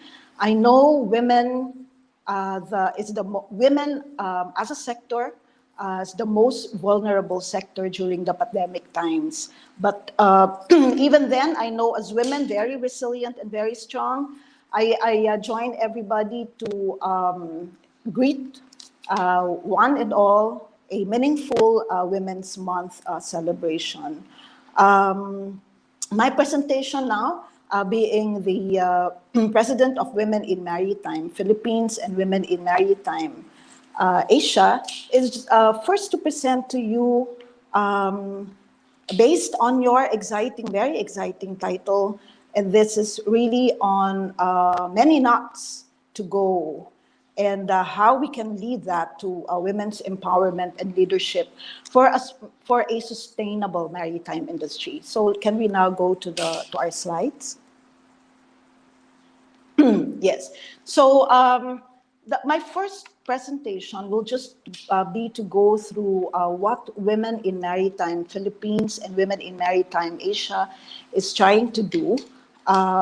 Next, please. This, as you can see here, well, we were established. Women in Maritime is an association, is a part of a network established by the International Maritime Organization, the IMO, and we are driven by SDG number 5, which is on gender equality and empowerment of women and girls, and also the SDG number 14, which is life below water, maritime safety, security, and efficiency. Next slide, please. The Women in Maritime Asia is actually part of the network created by the IMO. And it is a network now that is spread all over the world. We have Women in Maritime Asia, and this is where the Philippines is actually leading this regional network. We also have Latin America, Caribbean, in Africa, Middle East, Pacific Islands. Next, please. Yeah, so just to share with you the vision of Women in Maritime Asia, and this is empowerment of Asian women as leaders in the maritime industry. And this is based on the mission of a regional integration, support and cooperation of women in national maritime associations,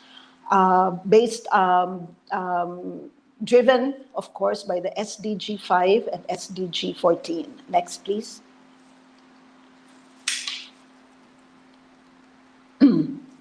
Okay, so this is just to show you how it is in a pie of the different goals. This is the little portion that SDG 5 or the gender equality has as part of the share in the whole pie. Next, please. So there's really, what you say, many knots to go. That is the challenge for all of us. WIMA Asia is a strategic partner of MEPSIS, which is a regional, this is a project on marine environment protection of the Southeast Asian seas, which is in partnership with NORAD and definitely also in cooperation with IMO. Next, please. Okay, so this is what we do. These are the activities that we do, all revolving on capacity building, education awareness, and development of partnerships. Next, please. Our governing council, of course, WIMA Asia is being led by WIMA Philippines right now, and these are the governing council members that we have. Next, please. And I just would like to show you what activities or what we do in the different WIMA nationals that we have. WIMA nationals include INA, Indonesia Women, Malaysia Women, and Timor-Leste. And of course, the first chapter established is that of Women in Maritime Philippines in 2007. Next slide, please. So what about WIMA Phil? Women in Maritime Philippines. The vision is actually to be the prime mover in the promotion and realization of the UN Sustainable Development Goals, which are focused on what I have mentioned earlier on 5 and 14 and 17. So the mission of WIMA Phil is to advocate gender equality, protection of marine environment, and safe and secure shipping. Next, please. Okay, so the objectives also of WIMA Phil revolve around capacity building.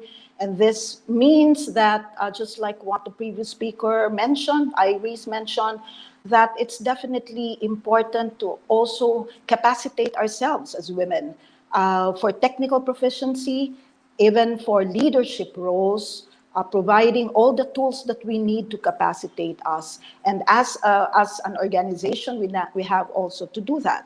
Assume stakeholder role in promoting SDGs, partnership development. Next slide, please. I will not go into the details of this because I think the second part of my presentation would be will have more bearing and contribution to the discourse that we have right now. Objectives also include on communication and visibility. We need to have a deeper understanding of the SDG 5 and 14 on marine environment and gender empowerment. And of course, a very important objective is to sustain all these activities that we do, all the linkages that we have, etc. So next slide, please. Okay, so WIMA Phil, as I would like to close now the presentation on what women in Maritime Philippines do, I'd like, this can be capitalized in the banner program since 2016 that we did, that we decided to concentrate on, and these are those on the She2C, okay? The She2C is the promotion of women in seafaring and gender sensitivity in the maritime sector. It's the WOW program, which is the WIMA on Watch, basically targeted on promoting passenger safety awareness with the Philippines being a maritime and archipelagic country, there's got to be empowerment as well in how we get to protect ourselves, even as passengers. So women have very important roles to play here. And we have partnered for this program, we have partnered with Marina, definitely, to provide us all the support. And also marine environment protection, which is on WIMA, on marine life, to ensure the sustainability of our oceans. In She2C program that we have also partnered with manning agencies. In 2016, we were able to have a memorandum of agreement with the FAME. So this is very important partnership, because without partnering with those who provide opportunities on board, then this is going to be really tough for us. Next, please. So what you will see now, and I will not delve into this, just to show you what the different activities are, please. For our Central Eastern Visayas chapter, mangrove planting, for Central Eastern Visayas. Can we just move to the rest of the pictures, just to show everybody what we are doing? For WIMA Bicol, it's also tree planting activities, clean up drive, mangrove planting and river cleanup drives. We also have for Central Eastern Visayas participation in all these maritime programs. So this now ends the first part of my presentation, and this is just to introduce everybody to what Women Asia and Women in Maritime Philippines, both associations, are doing. And I'd like now to focus, the next part of my presentation will now be focused on this very important question. Can you go back, please, to the first? Yeah, okay. So the question there is, I think this will contribute to the dialogue that we have right now. The question of why so few? Why are we talking of more knots to go? Definitely not just the knots, referring to the speed, but I would also say it's really not tying. We've got to tie very loose ends that we see all around, policies, etc. So the question now, why so few, and what are the barriers to women progression, specifically in the seafaring industry? Maybe in the next, another fora, I would be able to lengthily discuss this. But initially, I'd like to share some of the crucial points that we in Mariners Polytechnic Colleges Foundation, through our Office for Research and Extension Services, conducted actually a study on this. So can we go through the slides now, please? So the targets here is, of course, with the SDG goal, we want to end all forms of discrimination against all women and girls everywhere, ensure women's full participation and effective participation for equal opportunities for leadership positions at all levels of decision making, and adopt and strengthen sound policies and enforceable legislation for the promotion of gender equality. Next, please. So this is just to reiterate what Kita Klim, the Secretary General of IMO, said. This is actually fostering a good environment so that women can have meaningful participation. Next, please. Okay, so this is very important. Earlier, I think Attorney Baguilet mentioned about the global gender gap. And the gender gap means, it's true now it's 2020. The World Economic Forum, as you can see here, this is 2018. We were in a better position. We were number 8. And the latest in 2020 by the World Economic Forum is that we are now number 16. So what a way to fall now 8 points. 8 steps lower.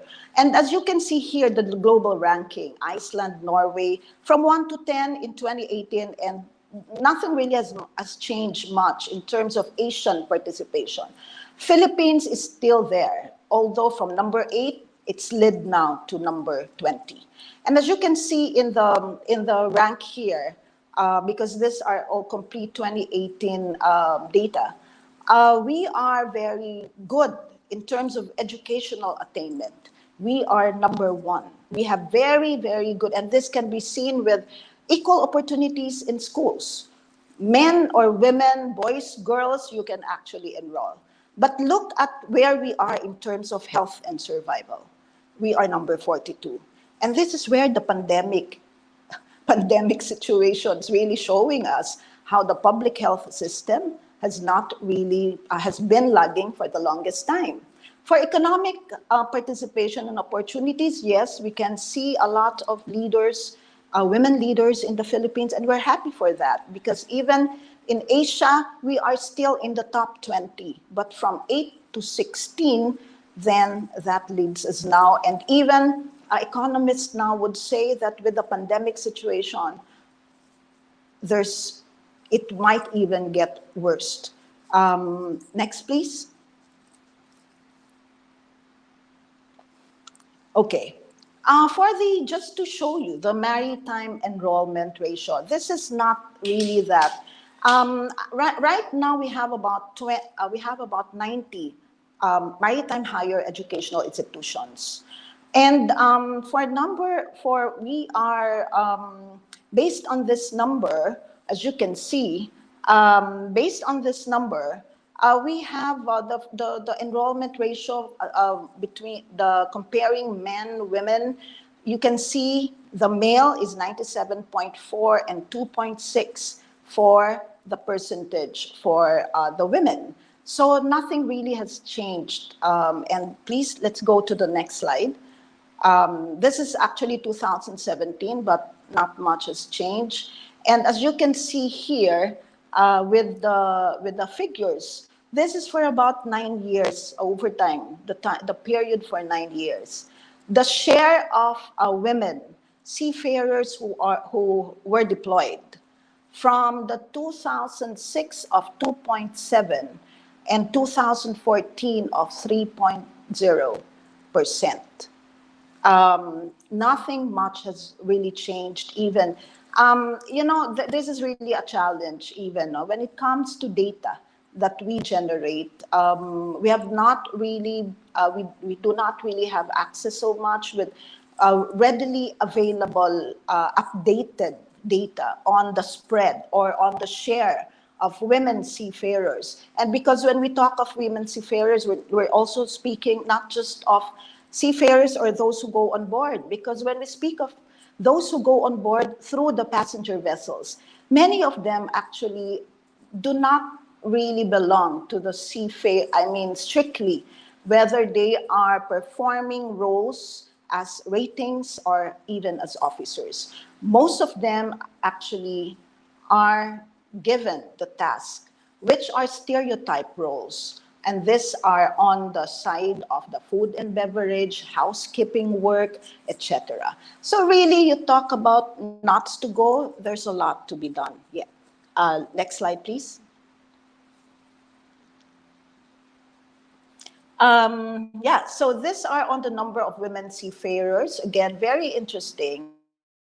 Again, you do not see a big leap in terms of the number of women seafarers who get up there. To join the seafaring profession. Next, please. I really don't have time to explain a lot about this, but now I'd like to go into what are the dimensions of women's empowerment. The dimensions are fivefold. One is on the welfare side, and these are on the safe and secure workplace, and from any form of violence, of course, harassment, the safe space that was mentioned earlier by Captain Jasmine. Another dimension of women's empowerment is on access, and this is on equal opportunities for maritime education, employment, career advancement, and development.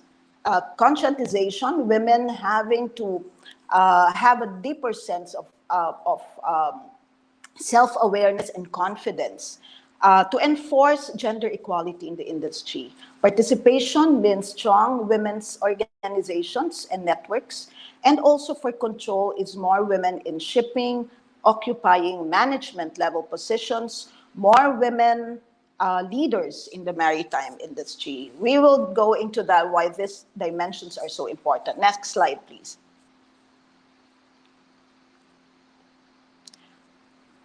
Next slide, please. Okay. Now, I need to go very quickly over the rest of the slides. Okay. So the question is why do we need, and why are we talking of organizational diversity? Why is it important?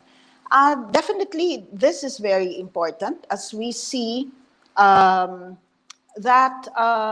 when it comes to organizational diversity, yes, when we occupy more positions of management level, there are decisions that have to be made in terms of hiring, in terms of employment. So this is very important. If you do not have more female represented there in making decisions, what do we expect? Of course, I have here a whole lot of discussions on the dimensions of organizational health, what women can actually do in terms of decision making, women who apply more in terms of people development, in terms of inspiration that they can give, in terms of intellectual stimulation, and as compared to men who are the more individualistic type of decision makers, empirically driven by all the situations that they have gone through. Next slide, please. So this is really one reason why we have to go for diversity in leadership. So what are the factors that influence women's career progression? And we now put into the context women seafarers. Factors that include in terms of their women's career progression would be personal, societal, organizational, and transitional. Okay, next slide, please. So I just would like to go through quickly what we mean by personal barriers. Personal barriers actually deals with attitude and confidence of women to advance their career. Meaning, even with themselves, women do not also want, they are stuck with the glass ceiling, with the career labyrinth mentality, the underestimation of one's own skills and abilities, and hesitance to promote oneself, and definitely the demands of family life. This is very, very critical right now during the pandemic. We've had some counseling sessions with some of our alumni who are already on board, but because of family issues, the parents who are insecure about what's going to happen to them while on board would now want their children, their female children, to stay with them at home. Next, please. So another one for personal barrier. I think we can go to the next slide. The yellow ones that you can see on the side are actually the result of the case studies that we did to go through this presentation. Personal barrier, we ask women seafarers about their view on combining marriage and career. Challenging, it is career first, you have to find the right partner. The communication is key because right now it is difficult in sustaining a healthy relationship, especially if you are already a mother and because the situation calls for you to go learning via online, then between the husband or the wife, it's the wife who is expected actually to give way for that specific role. Next slide, please. Another barrier is that of societal barrier. And this now deals with gender stereotypes that are rooted in different social roles.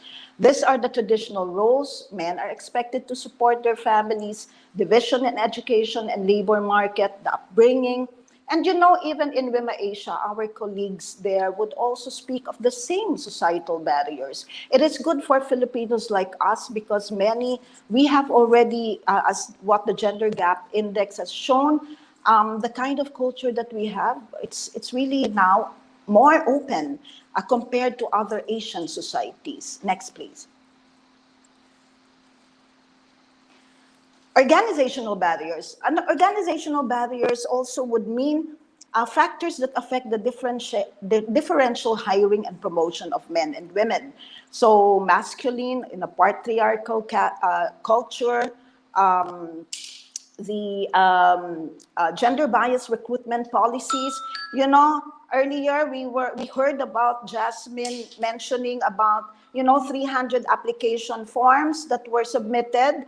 In fact, we had an interview done, and one of the cadets said that when she was about to submit her application form, she was just there with the guard, and she did not proceed any further. Why? Just because of her gender, she cannot proceed to the company anymore. Next slide, please. So these are really organizational barriers. Well, I think I will have to skip some of this. These are organizational barriers that are very critical, to the making our women more inspired to go any further for their maritime profession. Next, please. Okay, so these are some of the answers. And again, there are differences in female styles of leadership. As you can see here, but I will no longer focus on that because I'd like to now focus on the how do we bridge the barriers as a means of concluding this presentation. So just to run through all of this, the transitional barriers, sorry, can we go to the transitional? This is important, transitional barrier. I think even among male seafarers, one very basic concern of ship owners and manning agencies is that from the transition or readiness to management roles. So there is lack, especially for women, there is lack of support networks, and there's difficulty in coping with occupational related challenges and stress. Next, please. I think the next slide now, as I would now prepare to end my presentation. Bridging the barriers. For personal barriers, this is very important, the way forward. It is very important now for women and organizations like us, including partners like Stella Maris, the AOS, for us to develop proactive, flexible, and resilient, that women who have high level of interest and passion and drive for career development, not for selfish goals, but also for a mission and for a purpose. Building confidence and promote oneself. Next slide, please. These are very important things to do for schools like us, for associations also like Women in Maritime Philippines. Increasing gender diversity in leadership, this is very important. As what we heard from other speakers, it's actually management commitment. It's actually explicit and effective company policies, collaboration with affinity groups and networks, engagement for women campaign and initiatives, institutionalization of metrics, and gender diversity indicators. These are all important as I now close. Can we go to the next slide if there's anything yet? Okay, so these are just the sources and references that were the basis of the presentation. And for just to close this presentation and put forward a very good to-do list for everybody. I think all of us believe that for economic development really to thrive in a country like ours, we need to really allow women to contribute to the development, to economic development. We need to push for more diversity and inclusivity. And this is what we are trying to do. How important education and awareness is in terms of bringing more women, more confidence in the women, and getting them organized. Getting them also to know that when they get empowered, it's not just for self-fulfillment, but it's the fulfillment of a mission that we all have, a mission for the community and for the bigger society. So thank you so much. And I think maybe in the question and answer, we can provide some clarifications in other areas. Thank you so much. And again, happy and a meaningful Women's Month to everybody. Thank you very much, Ms. Merle Jimenez-San Pedro. That was really very comprehensive.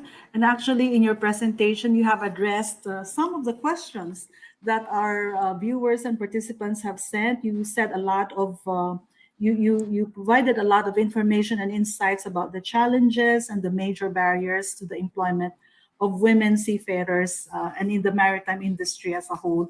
And of course, it's very important to highlight the advocacy role that is played by WIMA Philippines, WIMA Asia, and also organizations such as AMSOP Women. We need the support that we can get from organized efforts as well to push the agenda forward.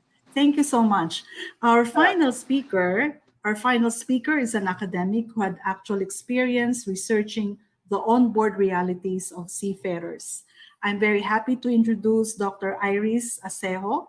She is a research associate at the Seafarers International Research Center, Cardiff University, based in Wales, UK. She's primarily interested in Filipino seafarers' nature of migration.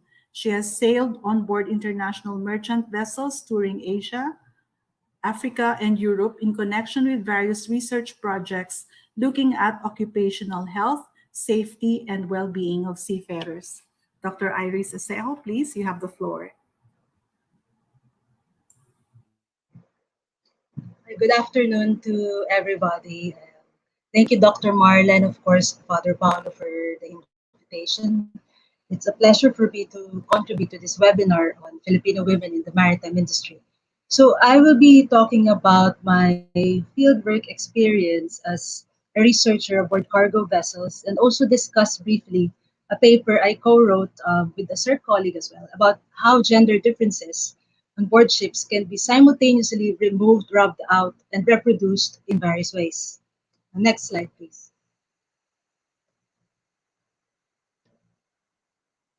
So I plan to reflect on my previous voyages aboard container ships as a lone female researcher. So in 2009, as part of my PhD thesis, I boarded a container ship, which lasted for 40 days. And then after 4 years, in 2013, for work, I boarded again another container ship, again from Europe to West Africa. So on both ships, I observed seafarers in different working situations. So at the bridge, I also go to the engine room, the ship's office, wherever I can observe them working and doing the day-to-day job.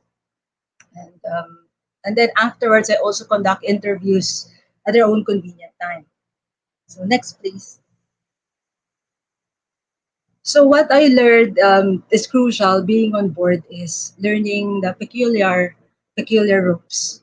So what really struck me is how danger is an inherent part of the seafarers' working condition. First, because it's really physically challenging. For my first ship, my welcome greeting is from a very steep gangway. So I had to prepare myself to go up and down that gangway through the course of the voyage because I was able to do shore leave as well. So that there's there, and then of course the danger. You have to have a mindset that is this safe? Am I safely doing this? You have to be always mindful when you go up and down the stairs. You have to hold the rails. You have to close the door. So these are the peculiar ropes that I have to understand and know that these are risks for me as well as for seafarers. Next slide, please. And of course, it's also very noisy. So whether you're sailing, you're aboard ships, or you're in a port, just expect that it will never be peaceful. There are various sources of noise on board the ship. So there's the ship's engine. It also depends on the location of the cabin. There's a public address system, so you can easily be roused from your sleep. And there's no time. There's no specific time. It's just that when it's needed, it's there. So just expect that it's a very noisy environment. And of course, it's highly routinary and very high pressure. The job is 24/7, and the task requires speed and strength and resilience in doing all these jobs. It's very difficult. So what I realized was that my particular, also peculiar identity as a female academic made me have this double outsider identity.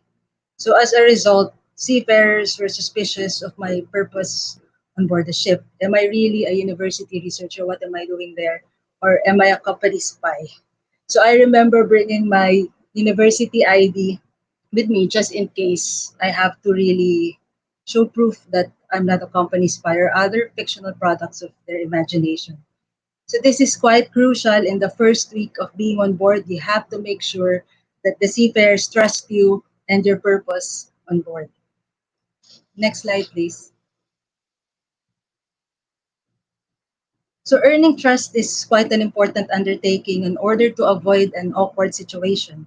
But building this kind of relationship can be fragile. So this was in my first ship. Something I realized on my second week on board is that spending more than a few minutes chatting with someone in the corridor or wherever can be quite the talk of the day for everybody. So as a female outsider to the ship, part of my emotional laboring involves the ability to contend with such intrusiveness to avoid social isolation and therefore be further confined myself. So, but what's tricky here is that if I mismanage the issue of being a girlfriend material, it can also create division among seafarers and therefore can be potentially disruptive to the atmosphere, to the working atmosphere on the ship. So, next slide, please. Being a lone female researcher on board, I'm bringing as well risks because I have this double outsider identity. I'm bringing with me certain risks. For example, because number one, it's an all male institutionalized environment, so my female presence poses a challenge to the traditional notions about how seafarers behave. The ship is very multinational, so you have to deal with very many different cultures and how they relate, how they expect to relate with women as well. And they're very young seafarers. The average age is 20 to 24 of our seafarers right now. There's a strong hierarchy, so captain is king. And of course, there are very few, if not rare, number of women on board that sexist jokes, remarks, banter may be quite common. Next slide, please. So this double outsider risk that I have can be amplified because number one, the ship is isolated and divided from life ashore. And whenever the ship is on a port, it's a far-flung port. It's also isolated and remote.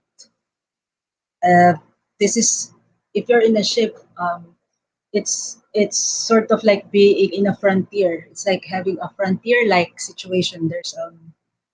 There's one academic who mentioned that because he said ship is very difficult to monitor and access.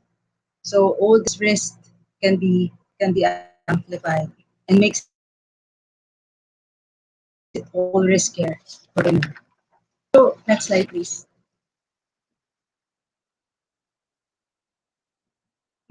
So I have this atypical and almost anomalous female presence, which I believe has in some ways similarities to female cadets on board ships.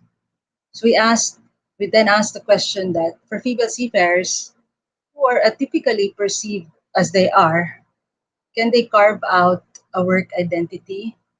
How can they do that? Is this really possible? So my short answer for this is it's possible.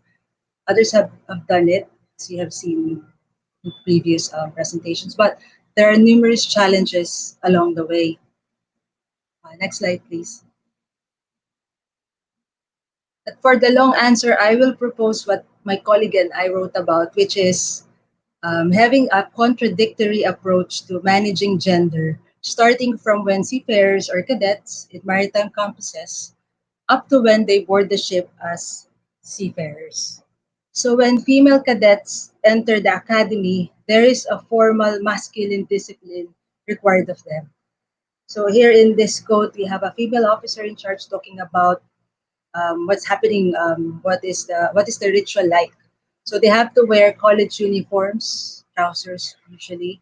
They have to sport a short hair, and they need to be addressed as sir.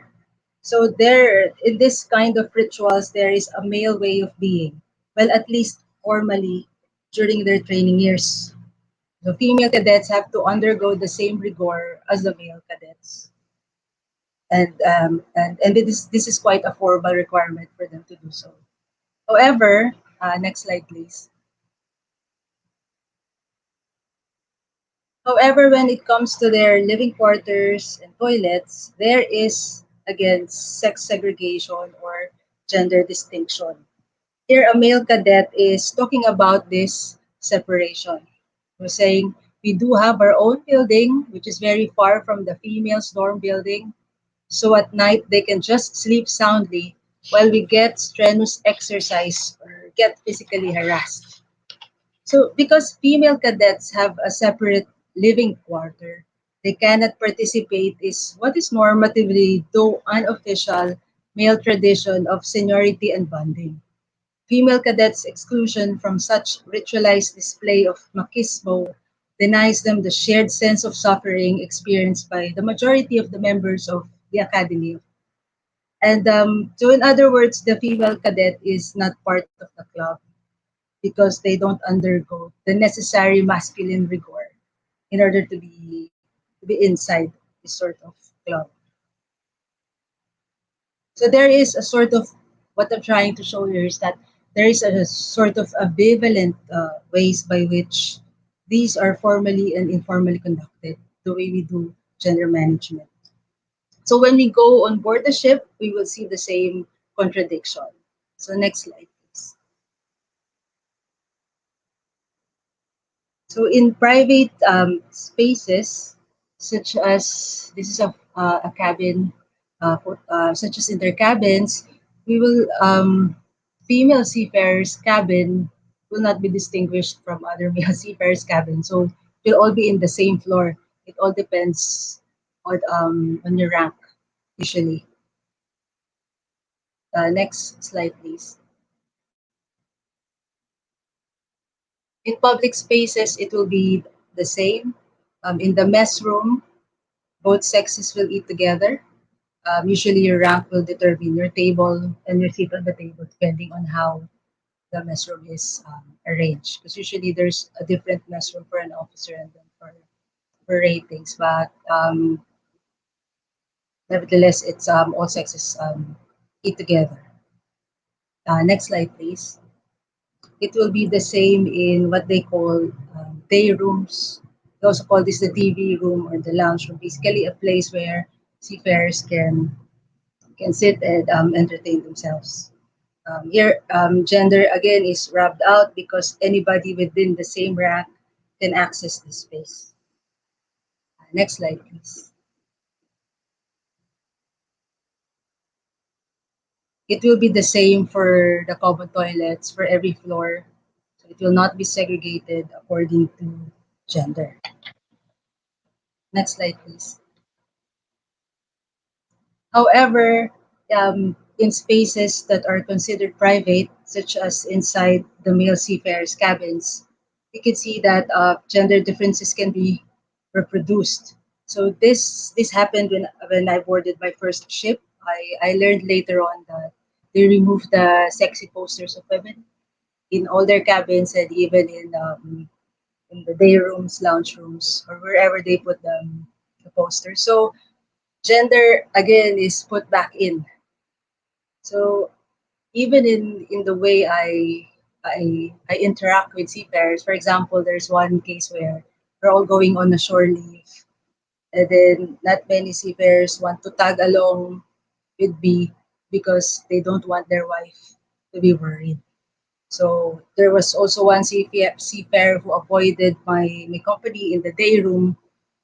Imagine for 40 days I was there. He never went to the day room because he was avoiding getting his wife jealous. So he maintained a quiet distance all the time I was on board. I didn't know this was the reason, but I learned about this afterwards because we were keeping in touch. So in the same way, I am also making my female identity uh, less obvious. So I'm having you dress properly, you have what I call a shipboard wardrobe. So by my own efforts or by the seafarers, you can see that gender really permeates um, in many ways, even in interactions um, with each other on board. Next slide, please. So the contradictions in the way gender is managed means that really controlling gender is difficult. The small presence of female seafarers in the male spaces of the ship highlights the precarious situation of women seafarers, given that such contradictions is really difficult to control or manage. And sadly, this also makes it difficult for women to be seen as part of an equal working member in the ship. Next slide, please. So before I end, I want to highlight the following. First, that it's really important to reduce risk while maintaining rapport. Of course, you will be living on board the ship. You will be you're a female seafarer. You will be with male seafarers all through the duration of the contract. You cannot be confined by yourself all the time. So it would be good if there will be social activities, parties, or games that can help manage this. Of course, captains as key gatekeepers play a role on how can this be carried out effectively in a way that promotes socialization um, between sexes. Sorry.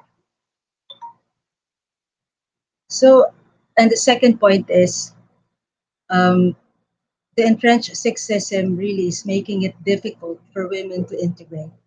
And this calls for education and training of seafarers. Ms. Merle already mentioned something about gender sensitivity. And it would be nice if seafarers starting from when they are in their maritime campuses undertake this kind of training and awareness in order to be able to function well and know their rights when they are on board the ship. So I think that's it. That's it. That ends my presentation. Thank you so much for your attention. Thank you very much, Dr. Iris Asejo. That was really very insightful. We appreciate the everyday realities that you presented to us, and the pictures also, I guess, spoke volumes about the everyday life, the public spaces, as well as the private spaces by gender.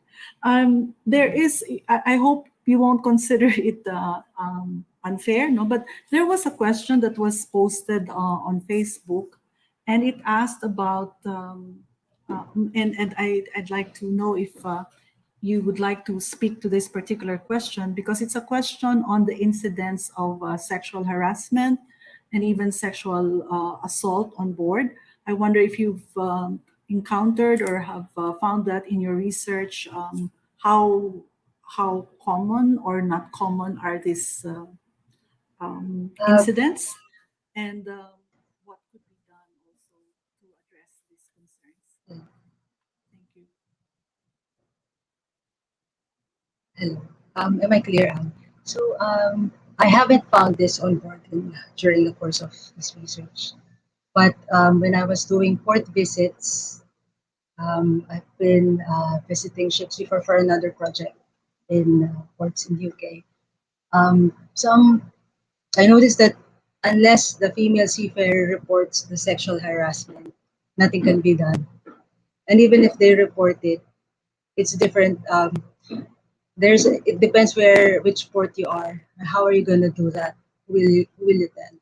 Because there was one ship I was there doing a survey, and then I realized one female seafarer is very uncomfortable with one seafarer there. Her boss, I think the chief mate, and I think she's the second mate. Not sure, but she was trying to avoid the man, but then it was really difficult for her because it's a work situation as well. So it's very hard to spot, and even for her, maybe she couldn't spot it herself if she. It's really we really need to have like what Captain just said, a hotline. Not just to report, but also have someone to talk with, because usually they're just one or two female seafarers on board. There should be more. From my opinion, there should be three or four at least, because it's really difficult. It can be difficult. You're on mute, Miss Marla. Does it happen that sometimes there could only be just one woman on board? Yes, I find this to be quite common, one or two, but Um, this is still not enough.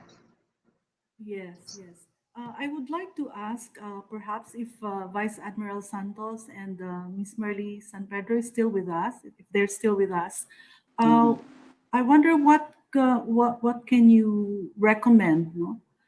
In terms of maybe company policies, also school policies, as well Yeah. as companies of shipping companies, and how to strengthen the grievance mechanism that would provide protection also to women seafarers. Yeah. Maybe we can start with you, Miss Merle.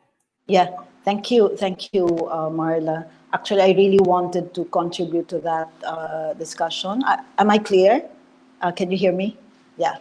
Um, we in WIMA, part of our discussion in Women in Maritime Philippines is actually to push for a twinning approach. When you get to hire and put women on board, we appeal to our partners, no, from the ship owners to manning agencies, to have them in pairs, in twin, because it's really very, very dangerous to have just one on board. I mean, there's a lot of stories that go around. I think it's not also helpful psychologically to the female seafarer, but I also mentioned earlier that, so one is that of the twinning policy. You do not put on board, even on domestic ships, just one female seafarer. The best is to put minimum of two, so two up, because that will provide a good support, at least for the seafarer, the lady seafarer on board, for anything that she may have. She may, they it's such a complicated space when you are on board, not just in the land-based job, but when you are on a ship, it's an isolated community that is right there in the sea. So the whole complications of psychological, social, all the factors will come into play. So I think it will not be very healthy. No? Number two, I also mentioned earlier, organizational barrier. That's very important. And this is where company policies come in. If you have a very good support from management, I think, well, I'm very happy to say, I think she is with us. She's listening somewhere. Our Vice President for Women in Maritime Philippines is actually Ann Pastrana, who is part owner, the couple of Pastranas, very supportive of women who go on board. You have a very strong support if you have owners themselves and leaders or managers who are actually supportive of the women advocacy. So these are very critical factors. especially if the owners are also. If you see the number of those who are in the top 10 for those who have closed the very good gender gap index, you see on top Norway, Sweden. I mean, these are the countries that also have very good participation of women. I think our CIRC, our researcher here, would be able to attest to that. They have very open policy. They're very supportive. We get to hear a lot of management level position officers who are women. So that's why it's very important we give a good environment through company policies, and at the same time through government as well, Marlon. I think there's got to be very strong mechanisms for support when there are reports already of sexual harassment. We had that before. We went through that with Marina. It took such a long time. That's why we're very happy Vice Admiral Empedrad is such a good, very active supporter of the women advocacy. So we hope that support mechanisms will also be very strong. And there's a lot of legislations already on that. But if we do not use them, these are all useless. So we've got to move as organizations like WIMAFIL, AOS, SMC, everybody around. And all the studies that would prove that we need all the support that we can give to our seafarers. Thank you very much. I think of our resource speakers, only the two of you have remained with us so far. Yeah. And Okay. just to also end the conversation, I'd probably just like to ask both of you if you have any final thoughts, maybe some encouraging words for female students, seafarers, and women in the maritime industry in general. So perhaps I'll start with Dr. Iris. Yes. Maybe my viewers would be about because right now the number of female seafarers have decreased. So before it's 2%, now it's 1%. So it would be nice to look at maybe for companies to look at how many female seafarers they are retaining. So that kind of indicator, just to have a sense of whether the support that female seafarers need and how they can do that, given that there is a decrease in the number of seafarers going aboard international ships at the moment. So there are still many knots to go, and usually these might require collaborations from different institutions. So we need to all work together, do more research about female seafarers is important. Thank you very much. Ms. Merle, Jimenez-San, Pedro, any inspiring thoughts? Yeah, thank you. I think despite everything, all the challenges that we heard for this webinar, I think there's still really good and positive environment here in the Philippines so that we are able to empower all our cadets, all our leaders, women leaders in the country. There are scholarships that are given even in schools, no? Like ours in Legazpi. This is one way to attract the entry of women who are well deserving of the same opportunities that are given to men. So I enjoy also, and I keep on also engaging my co-educators, administrators, to also provide the same triggers, the same drivers to our programs, so that we get to have more women who are engaged. And remember, Marla and Father Pao knows this. I'm very much into mainstreaming of maritime. It's not just seafaring as well. I think the whole it has to be treated as a complete circle, from recruitment Yes. of women who go into maritime, who are very much interested in a seafaring career. But it's not just maritime, it's not just seafaring career. There's a whole lot of opportunities for marine surveying, for naval architecture, even for maritime education and training, maritime administration, port administration. But if you do not see this as a policy and agenda of government, we do not also see a good environment and opportunities. This is why we really have to connect also with government, provide the necessary structures, the necessary tools for all of us as a maritime country to empower ourselves, especially our women at this time of the pandemic. Yes. Women are the most vulnerable sector. Mind you, nakakaawa po. No? I mean, I really feel for them. I empathize with the women all around the world, our Asian countries counterparts. We've got to continue our empowerment. Of course, psychological, moral support, all of this. And I think there's also another appeal that I want, and this is actually more of inspiring, no? Inspiring everybody. I think even we are very happy that it has reached IMO and ILO, that they're now getting into sex disaggregated data. If you look at researchers, no, all around would know. When reports are coming in, there's really no sex aggregated data. Why is this important? In the first place, if you do not get the disaggregated data by gender, you don't get to see and look at policies that are very much needed on the ground.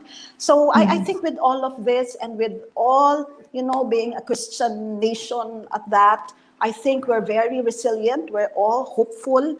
And I think with the support and partnerships like you in SMC, with AOS and Stella Maris, I think we will be able to go through this pandemic situation and get to empower our women. So again, thank you so much, and mabuhay kayong lahat po.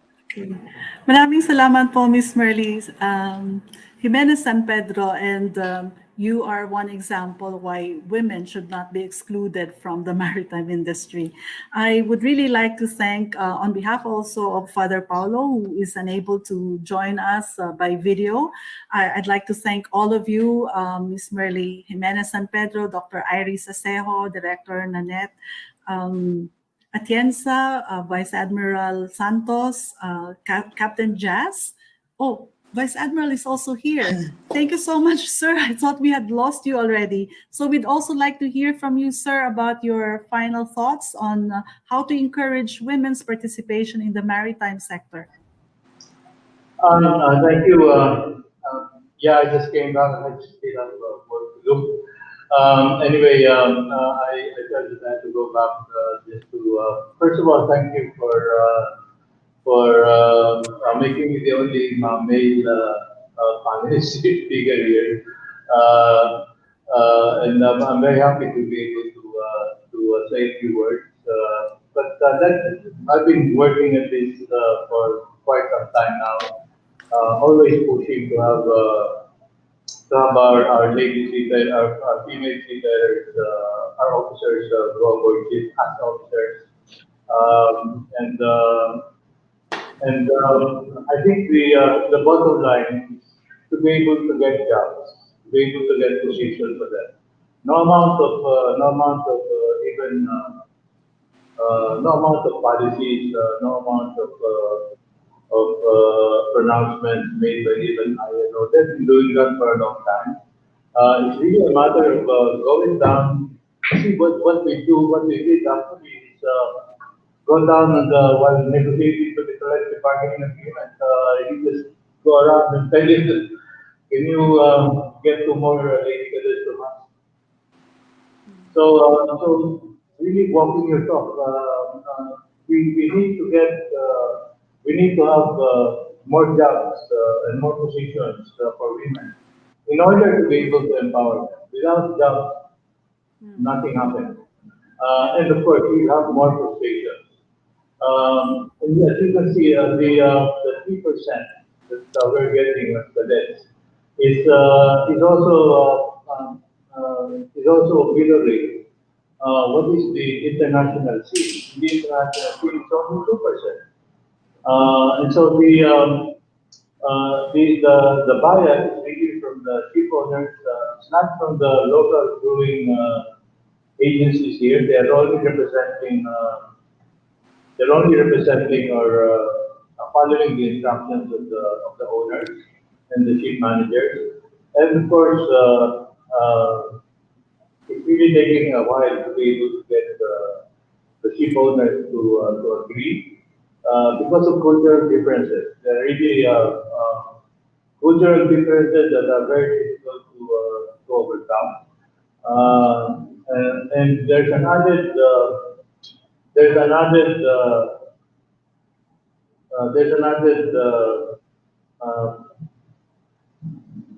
factor into it. I don't know where they got this, but they're saying that Filipino officers are less mature. I don't know how they're able to do this, but as you can see, we're training them, developing them, educating our women to really act as officers. While you might say that it creates the manner of training them, making them have short hair, doing marches and all that. While you might say that that creates a divisive effect, what we're trying to do is inuring them, making them realize that work aboard ship is hard. You have to toe the line. You are probably the only one, then you must be able to act like them. That means that put oil on your face. Don't put any perfume or anything. Make sure you always wear coveralls. That's the best defense that you have. And of course, you have constant contact with the school and with the women's organizations at all times. And of course, that is backed up by enforcement from the unions. So that will help, and I hope really that we can get more jobs for them. Really, the work is getting more jobs, and I guess the others will follow. Having said that, let me once again thank everyone for listening, and let me thank the organizers for putting this up, and of course, let me greet everyone a meaningful and beneficial and successful Women's Month. Thank you. Thank you very much. No, I think in our webinar today, what has been shown is that there is not any lack of recommendations on how to move forward. And also on the side of the government, there's the gender and development agenda of Marina. So the next step really is to commit to acting on those recommendations and plans. And I think a major takeaway also from this webinar is that excluding women from the maritime industry means actually a huge opportunity cost for an industry which may stand to benefit from the gifts and talents that women bear. So once again, thank you to all our resource speakers, Vice Admiral Santos, Attorney Iris Baguilet, Captain Jazz Labarda, and we also wish Captain Jazz safety where she is, and Dr. Iris Asejo, and of course, Ms. Merle Jimenez-San Pedro for sharing your wonderful insights with us. And we also want to thank our participants who have stayed with us up to this time. We have extended, but you have been very patient and have been as interested as us, in this conversation. Thank you also to Bishop Santos for gracing our event. And of course, I'd like to thank and express our thanks to those who have worked behind the scenes, our team from Dream Agritech, Dax and Justin, the staff of the Scalabrini Migration Center and Stella Maris Center, Philippines, and we acknowledge with thanks the support of Stella Maris UK. So thank you once again, and we hope that this has been fruitful for you. Please keep safe. Bye. Bye-bye. Thank you po.